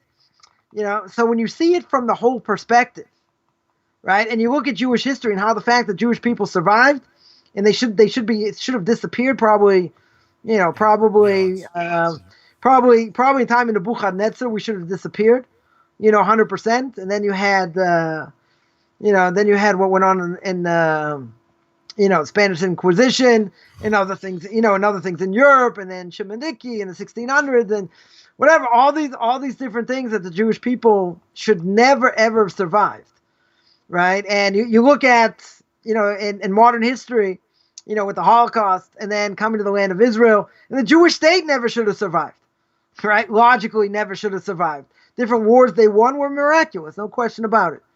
No question about it. But we're still here, right? We're still kicking. Now, if you look at that perspective, does that perspective alone say, well, there's a God and he runs the world? Right? I'm not going to make that claim. But any other nation would have been swallowed up by another nation, right? 100% would have been, that host culture, whatever it is, melted into right, a pot. they would have melted in, right? Just like most cultures in America, totally melted in, right? They have some customs here and there, but pretty much they melted in, right? And the Jewish people, unfortunately, when they threw their tefillin overboard, did the same thing. They wanted to melt in, So you got a lot of people going to disappear spiritually. Regardless of that, you look at Jewish history, we shouldn't be here. There's no reason that the Jewish people should have survived. Person can say, well, that's a coincidence. But you had the Babylonians, they don't exist anymore. You had the Greeks, right after them, they don't exist anymore. Even though we live in a world of Greek culture. Who took over after the Greeks? Who was the world power? The Romans, right? Then you had the Romans, and then you had all the Crusades and, whatever. I mean, you had major world powers tried to destroy the Jewish people. They did a good job. They definitely did a good job, killing tens of thousands, millions of people, right? No question about it, in horrific ways. But even so, the Jewish people are still around. And you look at Nobel Prize winners, Jews are 1/1000 of the world's population. Doesn't make sense. Logically, it doesn't make sense. So you're going to say what? They were lucky? All the other nations would have been eaten up and swallowed alive. They wouldn't exist. But you got these major world. I forgot to mention Egypt. Egypt, the world power that enslaved the Jewish people when they came out. They're the only nation to ever come out. So you got Egypt, Babylon, the Romans, and the Greeks, or the Greeks and the Romans in that order. You have the Turks, you got the Ottomans. I mean, the list goes on. The list goes on. Now, again, is that clear-cut proof? I'm not going to say 100% is clear-cut proof, but you got to ask the question, how'd they survive and no one else did? Right? And they didn't have their own land for 2,000 years. Well, they never should have survived. I find the answer you just gave is the answer that is there in the cosmology. And I'm just saying there is more probability, the higher probability that creation shouldn't be here. The earth shouldn't be here. Nothing, the solar system, it just shouldn't be here. There's more odds that it should have died out or not come to fruition. And even life in general on the planet, there's more that it should have never survived. Right. The odds are very high. So even if someone would say, listen, let's say it's an 85% chance that they never should have survived. Let's say it's that high. Or even 90%. If it's a 90% chance, person can say, well, I have 10% chance. It's 99.9999. You're right. I still have that 1% chance, but if I was playing roulette and I knew 90% of the time it's going to come out on red 13, I'm going to make a ton of money. Right? But when it comes to spirituality, people say, I still have free will. But again, if you're looking at it from one perspective, we can look at Torah codes and show how Torah codes within the Torah work and they don't work in any other book. They're like a whole bunch of different perspectives. So you could say, well, this perspective doesn't really speak to me, this one, whatever. But when you put the whole thing together, right? When you put the whole thing together and you look, you look at the world, the fact that, the earth is like sitting in space, right? On its axis, a little bit closer, this is cosmology, right? A little bit closer to the sun, we'd be incinerated. A little bit further back, we'd be like Pluto, that frozen tundra, taken down as a planet. We wouldn't exist. We wouldn't have seasons without the tilt. Yeah. Right. Nature, other things.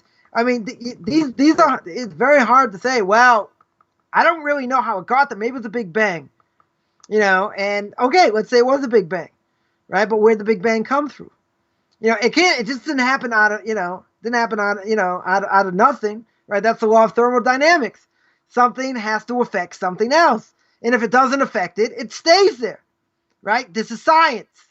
This is not psychology, right? This is not semantics, right? This is the law of thermodynamics. So now you have to explain something happened. Normally, if it's static, nothing's going to happen. Something had to affect it. What was that effect? It's not God. Okay, so scientifically tell me what it is.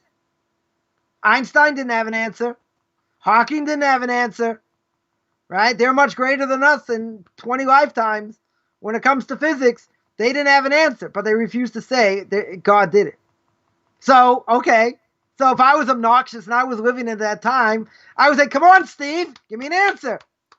I mean, that's what I would have said. Give me an answer according to science. He said, well, it's not authoritative. I don't care. Give me an answer. Figure it out. You're the greatest scientist. Figure it out. Right? Einstein, you're a great scientist. What's his name with Edwin Hubble, with this big telescope. Einstein didn't even want to hear what he had to say. Wasn't even interested to hear what he had to say. Why? Because he saw all these expanding universes. 42 expanding universes he saw based on his telescope. Einstein did not want to hear a word of it. Why not? Went against his grain. Why did it go against his grain? Because they're expanding. So what's the answer if it's expanding? It means someone's making it expand and that by nothing. Who made it happen? Gee, I don't know. Find an answer. Right? Just like all you Karaites out there. Give me an answer. I'm a little bit stubborn, a little bit thick in the head. So find the greatest scientist to give me an answer. Cosmology. Okay, you say we don't have a clear-cut answer, or we don't really have an answer. What's the alternative? There's only one alternative. The alternative is Genesis chapter 1. That's the alternative. You want to hold your hat on evolution? Come on. I mean, everybody doesn't make any sense at all. Because I still see harmony there, though, between them both. But you've never seen a paramecium turn to a hydra turn to a caterpillar, and the caterpillars, turn to a butterfly, and a butterfly, is going to turn to some other animal, and that animal eventually is going to turn to man. We don't have a missing link. What was the last missing link they found? A set of jaw bones and a set of teeth, right? A jawbone, a set of teeth. That was the closest thing they found. But see, if you go according to what Dr. Schroeder says, right? A monkey, what's the difference between a monkey and a human DNA? What's the difference? 1%. So he said on the fifth day, when animals were created, even if it's, let's say, 5 billion years old, according to the scientists, and you have a mutation every second. Every single second for 5 billion years, you have a mutation of a monkey. Says Dr. Schroeder, according to the math doesn't work out. You don't have enough time. Yeah, but if you got billions of billions, he's saying if you had 5 billion years, he's saying if you had 5 billion years, the math doesn't work out. You don't have enough time. You need like trillions of years or something that, according to the scientists, doesn't exist. Right? So now the point is, even there's with that, systemic properties involved. Even with that, even with that, and people want to claim otherwise, that's a 1% difference between man and chimp. It's a 1%. Well, it's less than that. Far less than that. Okay, let's say, even if it's less than that, 5 billion years, according to him, isn't enough time. That's a 1% difference, not a 99% difference. Right? Not going from a small animal to a big animal, to a human. That you need a lot more time. So he says mathematically it doesn't work out. Right? But again, even with all that, you have one or two choices. Either I'm going one way, right? Or, either I'm saying God exists, right? And God made the world, or I'm saying that, I believe in evolution. Right? That's it. You don't see them as opposed. Okay, whatever. According to the Torah, they have to be opposed, because if you believe that the Torah is true, and that God created man in human form, right, and or created animals, in their adult form, you still don't have a fossil record. You got to admit the fossil record is very weak at best. You don't have a fossil record to back it up at all. Not even close. Well, there's enough flint napped. Like I've got some downstairs. I can go get you some fossils. Yeah, I've got But some. nothing's ever turned one thing to another. You don't have that. You don't have that missing link. It doesn't exist. They'll admit it doesn't exist. But there is common connection. Okay, but there's a common connection. So what? But one thing never switched from another. They don't have that missing link. They don't have a full missing link. Regardless of all that, the point is you have to do the research. Of course. And what I'm saying is most people are pretenders. They're less than pretenders. They throw things out there. They've never done the research. So if you haven't done the research, why would I even listen to you? No offense. You haven't done the research. So by not doing the research, I have no reason to listen to you because you're just throwing out stuff, without even looking into it. You're arguing with the PhD without any knowledge, with a first grade education, right? That's obviously not going to be a fair argument. But you're going to say, I have a right to my opinion. So this goes to something, much deeper. But, on a simplistic level, that is not true. And the reason is because in normal terms of debate, you have to be on equal footing. If you're not on equal footing, to a certain extent, you can't argue. Your opinion is invalid because you're talking apples and oranges. That's why for most people, again, when it comes to a missionary, you don't argue with them because you're not arguing on the same parameters. Even with a secular Jew or, with a Christian or whatever, you're also not going to be arguing on the same parameters unless that person is 100% intellectually honest. If they're willing to evaluate information, which most people aren't, most people aren't, and they're twisting things or whatever.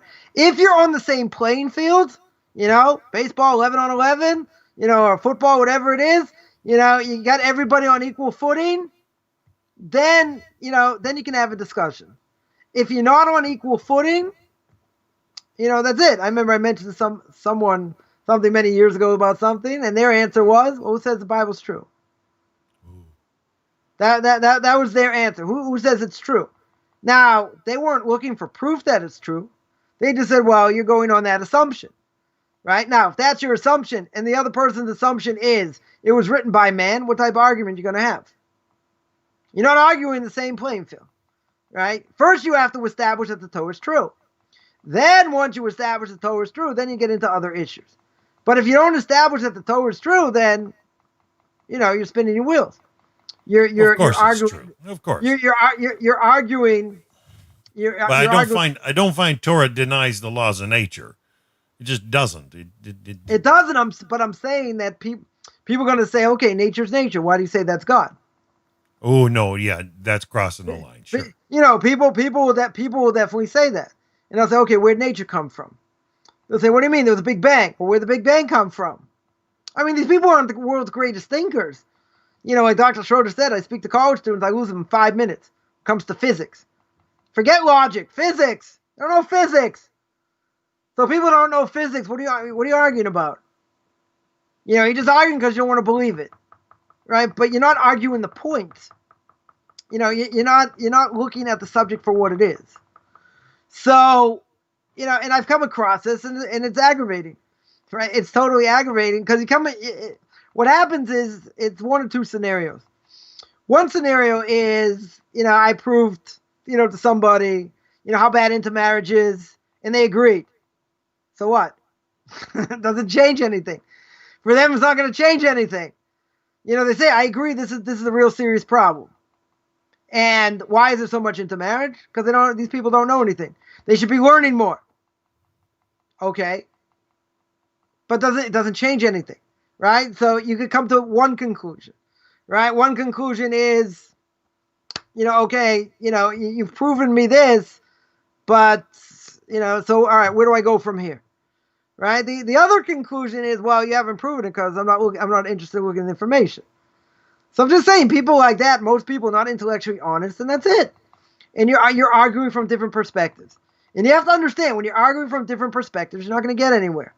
Unless they're willing 100% to look at it from your perspective, right? Or you're within the same parameters, And if you're not within the same parameters, I would tell you it's a waste of time, because they'll never admit to your bottom line. And if they don't believe, God forbid, in God or the fact that He runs the world, so what are you arguing about? You have to start from that premise and prove it.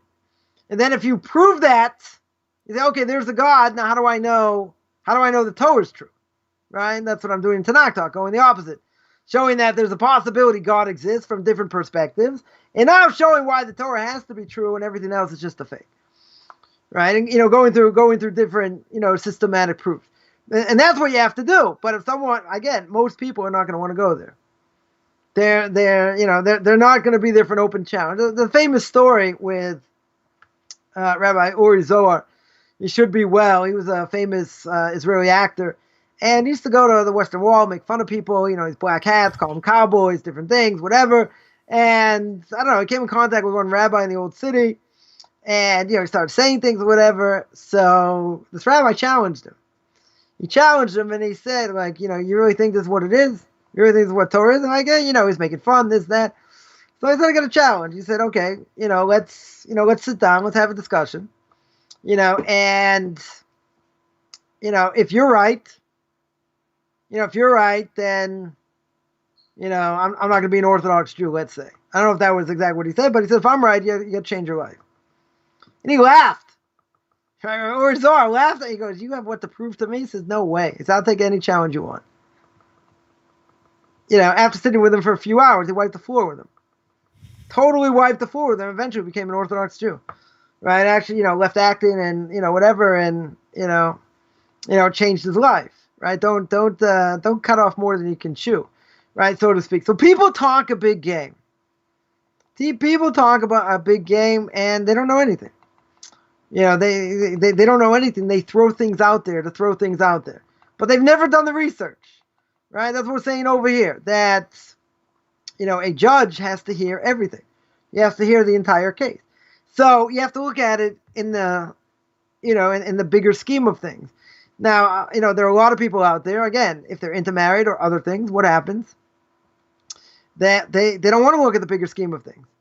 Right? Because if they look at the bigger scheme of things, what if, God forbid, I'm right? What if the Torah's right? And now they're married to a non-Jew and they have non-Jewish kids. And someone once told me that, if I look into it, I find it's true, I'm never going to change. I'm just not going to change my life. So therefore, I'm not going to look into it. Okay, this person was intellectually honest. Most people aren't. So someone will say, someone will say that, my spouse isn't convertible. Well, it's not their problem. Spouse doesn't have to convert, right? It's the person himself, the Jew, who's got the problem being married to a non-Jew, right? That's certainly the issue.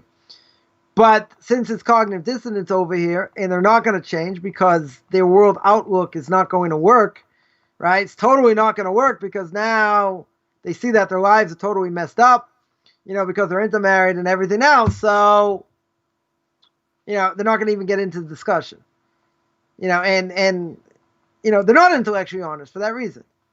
Because if they go that far, what's the end result? What's the end result? The end result is, we're right, and you have to change your life. And now I have to do what God wants. And a person can be so far gone that they're just not willing to, they're not willing to go, to go that far. I had a discussion with somebody once, many years ago, and, a person said something about being good or whatever. So, I basically wrapped this person into a pretzel very quickly, and said, so, very interesting, you're good in your heart. What do you mean by that? What exactly does that mean? And I got this person, I tied him up a little bit, and said, well, other people think they're good, but they're really maniacs, and do other things or whatever, but they think they're good in their heart. So anyway, after like a few jabs, I had this person on the ropes. They just totally changed the subject. They said, I don't even know how I got in this discussion, but I'm getting out of this. We're not going down there. And I had him. I was going for a knockout blow. I had this person, and they knew to rope a dope, so to speak. And to get out of the ropes and totally change the subject. I couldn't bring the subject back, and that was it. But whatever, they heard what they heard. They heard what they heard. So when it comes to perspective, I always say it's like a term paper. You got to prove it, and you got a thesis, then you got to try and prove it, and you got to look at all the information, right? And you got to evaluate. You got to be honest and evaluate the information, because someone cannot say, and it's unfair to say, that if you have 70% proof, how can, I'm talking 70%, I'm not going to talk 90%. If you have 70% proof, and again, if I knew 70% of the time that 13 red's going to come out on a roulette wheel, I'm going to play it, because I know 70% of the time I'm going to make money. So, but what could someone say? I still have 30% free will. You're right, but more than half, 77 out of 10 has been proven. Even if you can't prove the other 30%, doesn't mean it's not true, but you have 70% proof. So what's the cognitive dissonance? Cognitive dissonance is, I still have a way out. I can still squirm. Okay, but you're not intellectually honest, which I certainly believe is most people. Because even if you prove it to them, this is the other point, is that even if you prove it to them, what do they do next?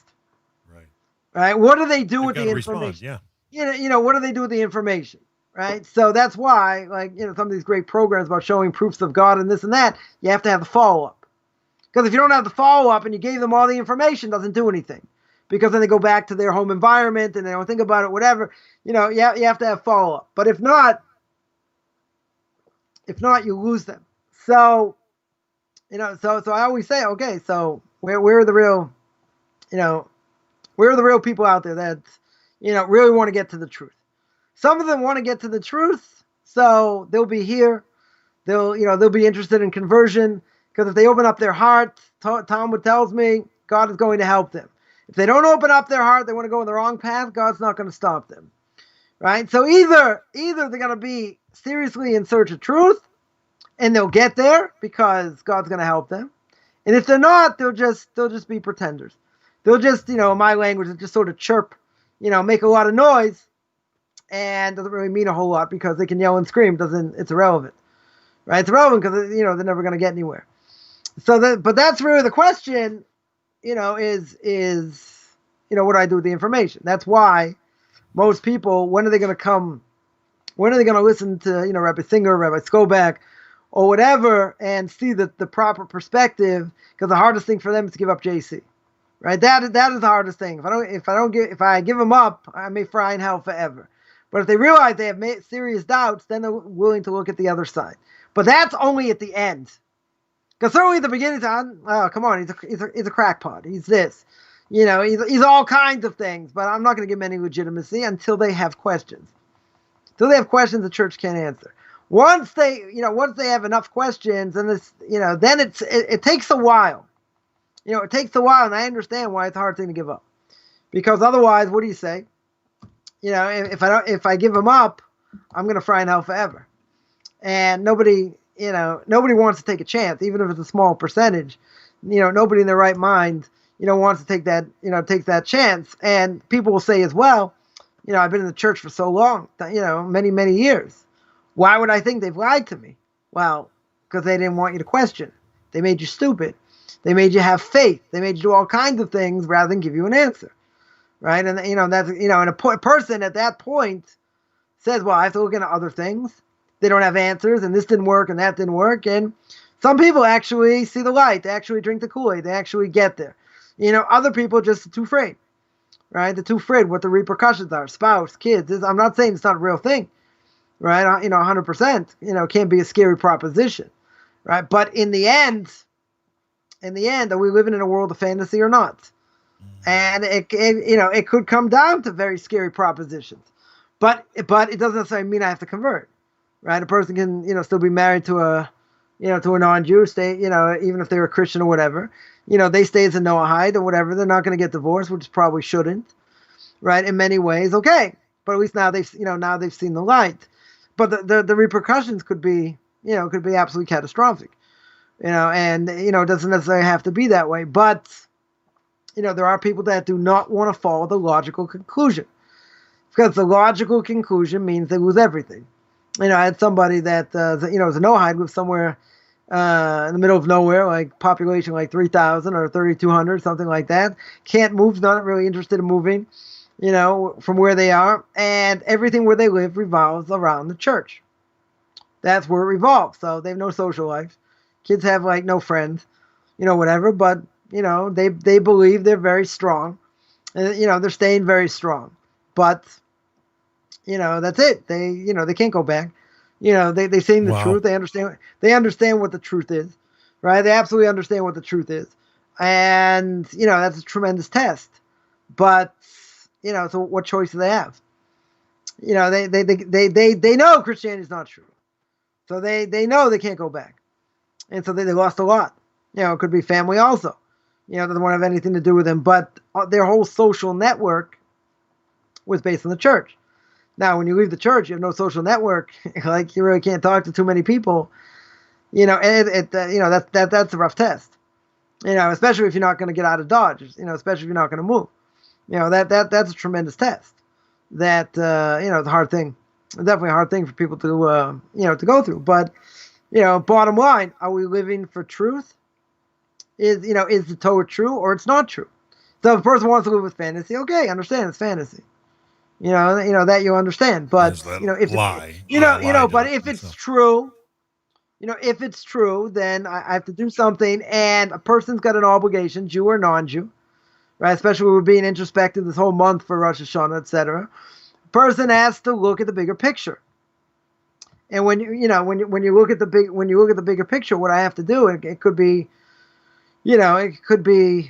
awe-inspiring, different ways, and it could be tremendously fearful also.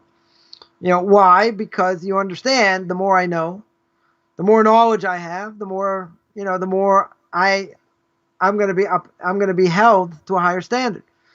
And if I do the wrong thing or whatever, I could get zapped in a very serious way. So we have to keep that, in perspective. But even with that, and even with the possibility of being tossed around, and having difficulty, whatever, because, we're held to a higher standard, right? My question would be, doesn't that give you more meaning in life than anything else? Doesn't that show how true the Torah is? And, I have to live by it. And if I do the right thing, I'll get rewarded. If I do the wrong thing, might have to pay a serious price. Whatever it is. So, I'll say my own personal life, I wish certain things would have turned out a little bit different, but it's been a heck of a ride. It's been an unbelievable, ride, like Shabbos. So I had my whole family here.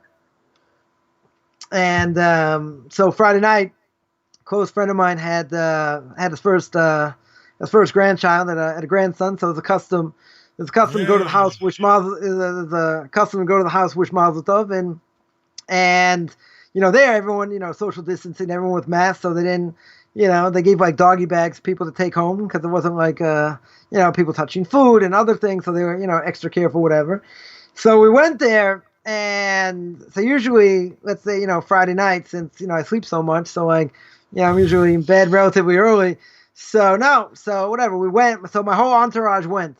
So I had 3 of my married kids with 4 grandkids, and we were like, it was a good walk. It was a good like 10-15 minute walk.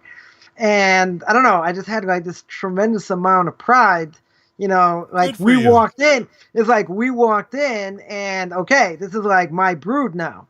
It's my other unmarried kids were there, as well, plus my married kids and grandkids, and we just like took over the place because we had so many. We had so many people there, like 11 people, whatever, whatever it was. And, it's an amazing thing. Like I always say, if Torah works, it goes all the way up. If Torah doesn't work, you see, like, it goes all the way to the ground. It's like, there's nothing in between. But, this is a tremendous amount, set of pride, because you see that, you see the next generation, right? And like, my kid said, well, our kids, have all these cousins and aunts and uncles, whatever. We never had that growing up, which is true. It's definitely true, since, I lived here and, didn't have so much contact with, siblings and intermarriage and, different things. So I said, I always mention to them, you'll never have it, but your kids will have it. For kids, it's a big thing. You have a big family. You have cousins. You have aunts and uncles and, different things. And, one of my son-in-laws, comes from, 13 kids. So, a lot of aunts and uncles whenever, when they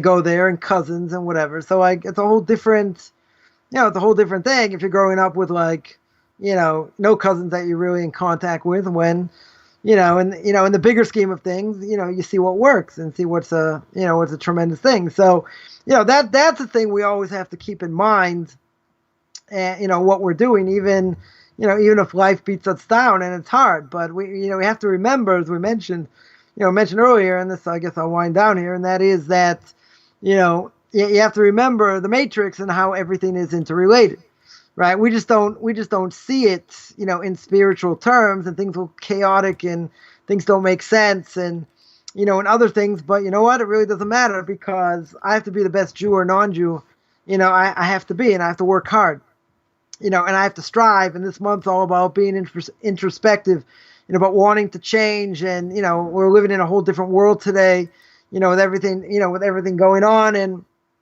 we have to take what we do, a heck of a lot more seriously, and, because of what we see, etc. So, the Rebbe's instilled in me many, many times that you have to let God do what he has to do, right? We have to do what we need to do.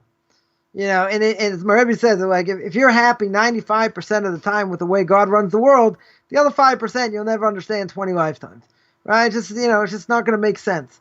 So in that perspective, it doesn't really matter, right? It's the bottom line is you got to learn, right? You got to learn to the best of your ability, whatever your obligations are, and that's what you have to do. You can't second guess, can't worry, you can't worry about things you don't have control over. Right, because many things. But be honest with yourself. Right, I've spoken a lot about emunah and bitachon, and belief in God. I think I actually mentioned in my Parsha video last week. And that is that we worry about a lot of things. A lot of things that we feel we need to worry about. I'm not saying frivolous things.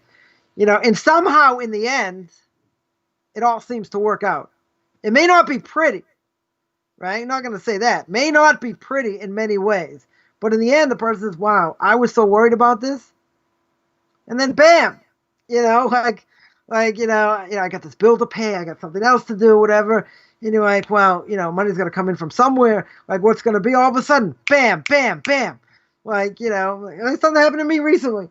So things came out of the woodwork. That wasn't necessarily one thing for sure I wasn't expecting, and one I wasn't really expecting for a while. I figured I wouldn't have seen it for probably another few months at least. If that, I wasn't really expecting it at all. But came in as a bonus, and all of a sudden, boom. You worry about certain things. Listen, sometimes it doesn't work out that way either. Sometimes things can happen months later. Right, Chovos Levavos and Duties of the Heart says that you can expect certain things when God wants you to have it. But I needed it. I needed it 2 months ago, right? I needed it a month ago, whatever it is. God says, no, I'm going to give it to you whenever I feel, that you need it. And there are times where definitely things have happened, and there are things you expect that you didn't expect, that happen, and things that. You're pleasantly surprised, and then all of a sudden you say, wow, what was I really worrying about? What was the whole thing that you're getting uptight about? You're getting uptight about, and it's not. I'm not saying it's not a legitimate concern. Certainly not saying that, right? But in the end, There are a lot of things we waste time and anxiety, in different things that are legit. I'm not going to say not, but at the end of the day, what happened? There's a God. There's a God who runs the world. He's got a big checkbook, right? He's the big boss, or they say big boss, as they say here in Israel, and he can do anything. He can change anything in the blink of an eye, right? But you also have to believe it, and even if it doesn't come when you expect it to come, okay. But God is the one in charge, right? Then sometimes you get a wink. God says, "Really? Come on, you're really worried about this? Like where's your faith? Even though." Things are hard. You feel like you're being squeezed and all this. Like, where's your faith? And all of a sudden, bam, bam, bam. It's like, of course, that's where it was. It just had to come in a different way, whatever.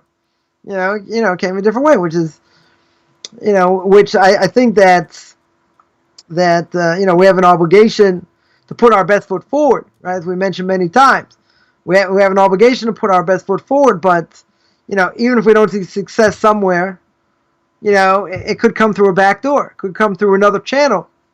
Everyone went to dire straits, during the war trying to collect money for the yeshiva, and went here, went there. There were like dogs chased them away. Other people said, nah, I'm not going to give money to you. You guys got to get a real job, do something with your life. Like, whatever. He didn't make any money. He lost money. He lost money, taking cabs and this and that, whatever. So next day, he heard that the head yeshiva wanted to speak to him, and he was like, terrified to go see him, and he said, "I want to give you, a yasher koach, gave him high praise for what he did." And he's like, "What are you talking about?" And he said, "I didn't make any money. I lost money. So I feel bad. I lost money for the yeshiva." So his Rebbe said, "What are you talking about?" So what do you think? I was waiting for you to make all this money? He said, "We just got a check. It's gonna, someone just gave us money. It's gonna hold us out for like the next few months." He says, you put your best foot forward, but money came from somewhere else. In other words, our obligation is to put our best foot forward, and even when we think money's going to come from one place, we have no idea. It could come from somewhere we don't expect, right? But you still have to put your best foot forward. Just because you think you're doing this, and I'm doing that, I'm doing the other thing, this is where it should come from. No guarantee.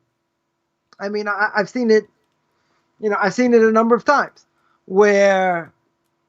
I've seen money that I expected didn't come in, for whatever reason, and money I didn't expect came in. So like, we don't know. We don't know, any rhyme or reason why things happen when they do. Certainly not. We certainly have to pray on a regular basis and say, God, you're the one in charge. And the mantra is, I want you to take care of me the way you need to take care of me. I think I need more. If you don't think so, whatever. But you are the one in charge, right? That's really the bottom line. I'm doing nothing over here. I don't deserve anything, but in the end, you should have mercy. You should have mercy. Now, a person can go months without getting an answer, and then God could squeeze you and make your life difficult, and all of a sudden, boom, something can happen, something you weren't expecting, this, that, whatever it is, or something comes in that months ago you thought would come in. All of a sudden it came in, out of nowhere when you least expected it. But that's God telling you, I'm going to give it to you when I think you need it. Not necessarily when you think for whatever reason. And I should say I'm always pleasantly surprised, in different ways. But at the end, we have a right to be worried. I don't. It's a natural.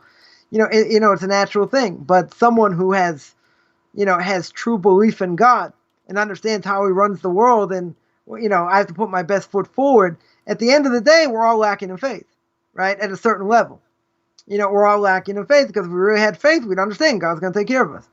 But we just think it should be taken care of now, and not later. So essentially, we are heretics to a certain extent, all of us. But all of a sudden you say, oh, wow, I feel so much better, that this money came in, I can breathe a little bit, unbelievable, tremendous. But so where's your faith before? You didn't think God could do it? Good. God can do anything in one shot, right? He can change somebody overnight. Can make him rich, can make him poor, right? Overnight. But again, we have to realize, he's the one running the show, and he's the one in charge. Now, 100%. Now, Noahites don't necessarily have to believe in that. They have to believe God exists in the world. Don't necessarily have to believe, He's in charge of every little thing. I still think it's a moral imperative. It's an important thing to understand that, when you look at the Jewish people and you look at what happened during the Holocaust and whatever, one of the things it taught us is you can never rely on man. Ever, you can never rely on man. Because as much as America did not want to get involved in the war, which they had no choice after the bombing of Pearl Harbor, they sent ships away, of Jews, and they sent them back to Europe to be killed. So that was, I'm going to say they didn't want to get involved, and I understand why they didn't want to get involved, in all that. But even here in Canada, as great as the Americans were and everything else, what they do in the world, you can't rely on them. You can't rely on anybody except God himself, right? That was the message. That's the message of the Holocaust. Because people say, where was God? How could God kill so many people? It takes a lot of people to kill so many people. You got the Germans, you got the Ukrainians, you got the Latvians, right? You had the Hungarians, you had, the Poles. You had many people kill Jews. The question isn't where was God? The question is where was man, right? That's essentially the question. And we have to realize all the time, no matter how many Jews or Orthodox Jews we have in the Senate, in government or whatever, in the States, we have to realize that, we're not praying to them, and whatever clout they have, it's only because God wants them to have it. And we have to rely on God, not on men. That's one of the messages, one of the messages of the Holocaust, that we make a mistake. We rely too much on man. We put too much emphasis that, okay, I have to do this, have to make this connection, that connection. Yeah, in business, we have to do certain things. We have to put our best foot forward. But, we mentioned many times as well, if I do that, couldn't I come up with a goose egg? I could come up with a goose egg, right? It's not based on intellect or anything else.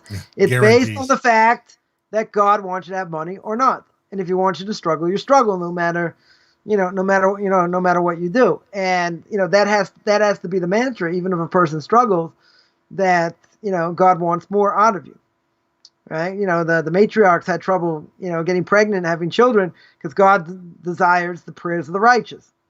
So you say, wow, that's such what, is God a masochist? No. But when a person's in trouble, they have no one else to turn out to, their prayers are different than if everything's going good, right? They pray from the depth of their heart. So who knows what their prayers saved the Jewish people from, later.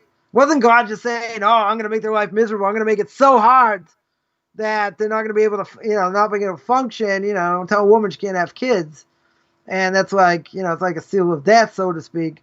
Because, every woman, at some level, so, natural instinct is to want to have kids. Definitely natural instinct. But, not every woman, and all women, merit to do that. Regardless,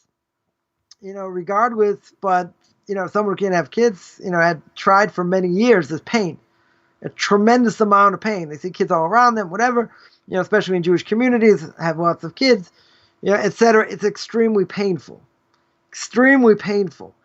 But when a person's in that much pain, their prayers are much purer, right? So again, we can't fathom why God does what he does, right? I'm just saying there are certain things we can try and understand and try and see that this could be possibly a reason. Wow. So look at that. Took us 6 months. We finished one chapter. Oh, Rabbi. So you did it with such pizzazz and joy. And now you got, we're gonna have like a month off or whatever. So good. It'll take, maybe take another 6 months to go through another chapter. We'll see how long it takes. Oh, but Rabbi, it's the journey. It's actually hearing the beauty of Torah, and many people are appreciating. I thank you for everything you do. I think you've hit this on a profound note to end this in this section. You always get me thinking, and you always get me studying. You always get me looking to understand more, and more so than that, put it into action. And I thank you for that. I think you're shining light out of Israel in a way that is real to me anyways. And it always provokes me to think, what more should I or could I be doing? And allows me to ponder and think. And I hope it does to you as well out there in the audience.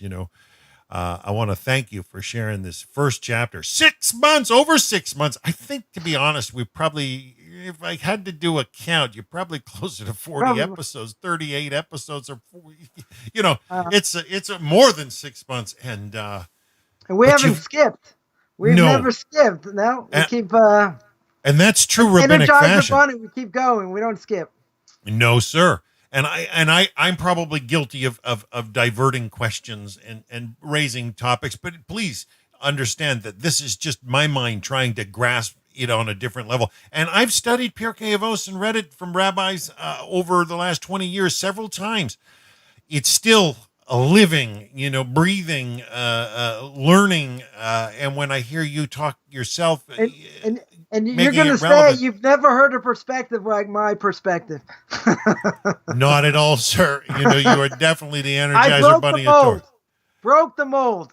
Broke the mold. With that checkmate move, all I can say is, it's been ups and downs with the audience and listening to the trolls that have come and left, and then you put them into checkmate. It's been a joy. And so, Hashem willing, I'm going to be off for about maybe 6 weeks, so I'm hoping I'll get a chance to at least chat with you via email.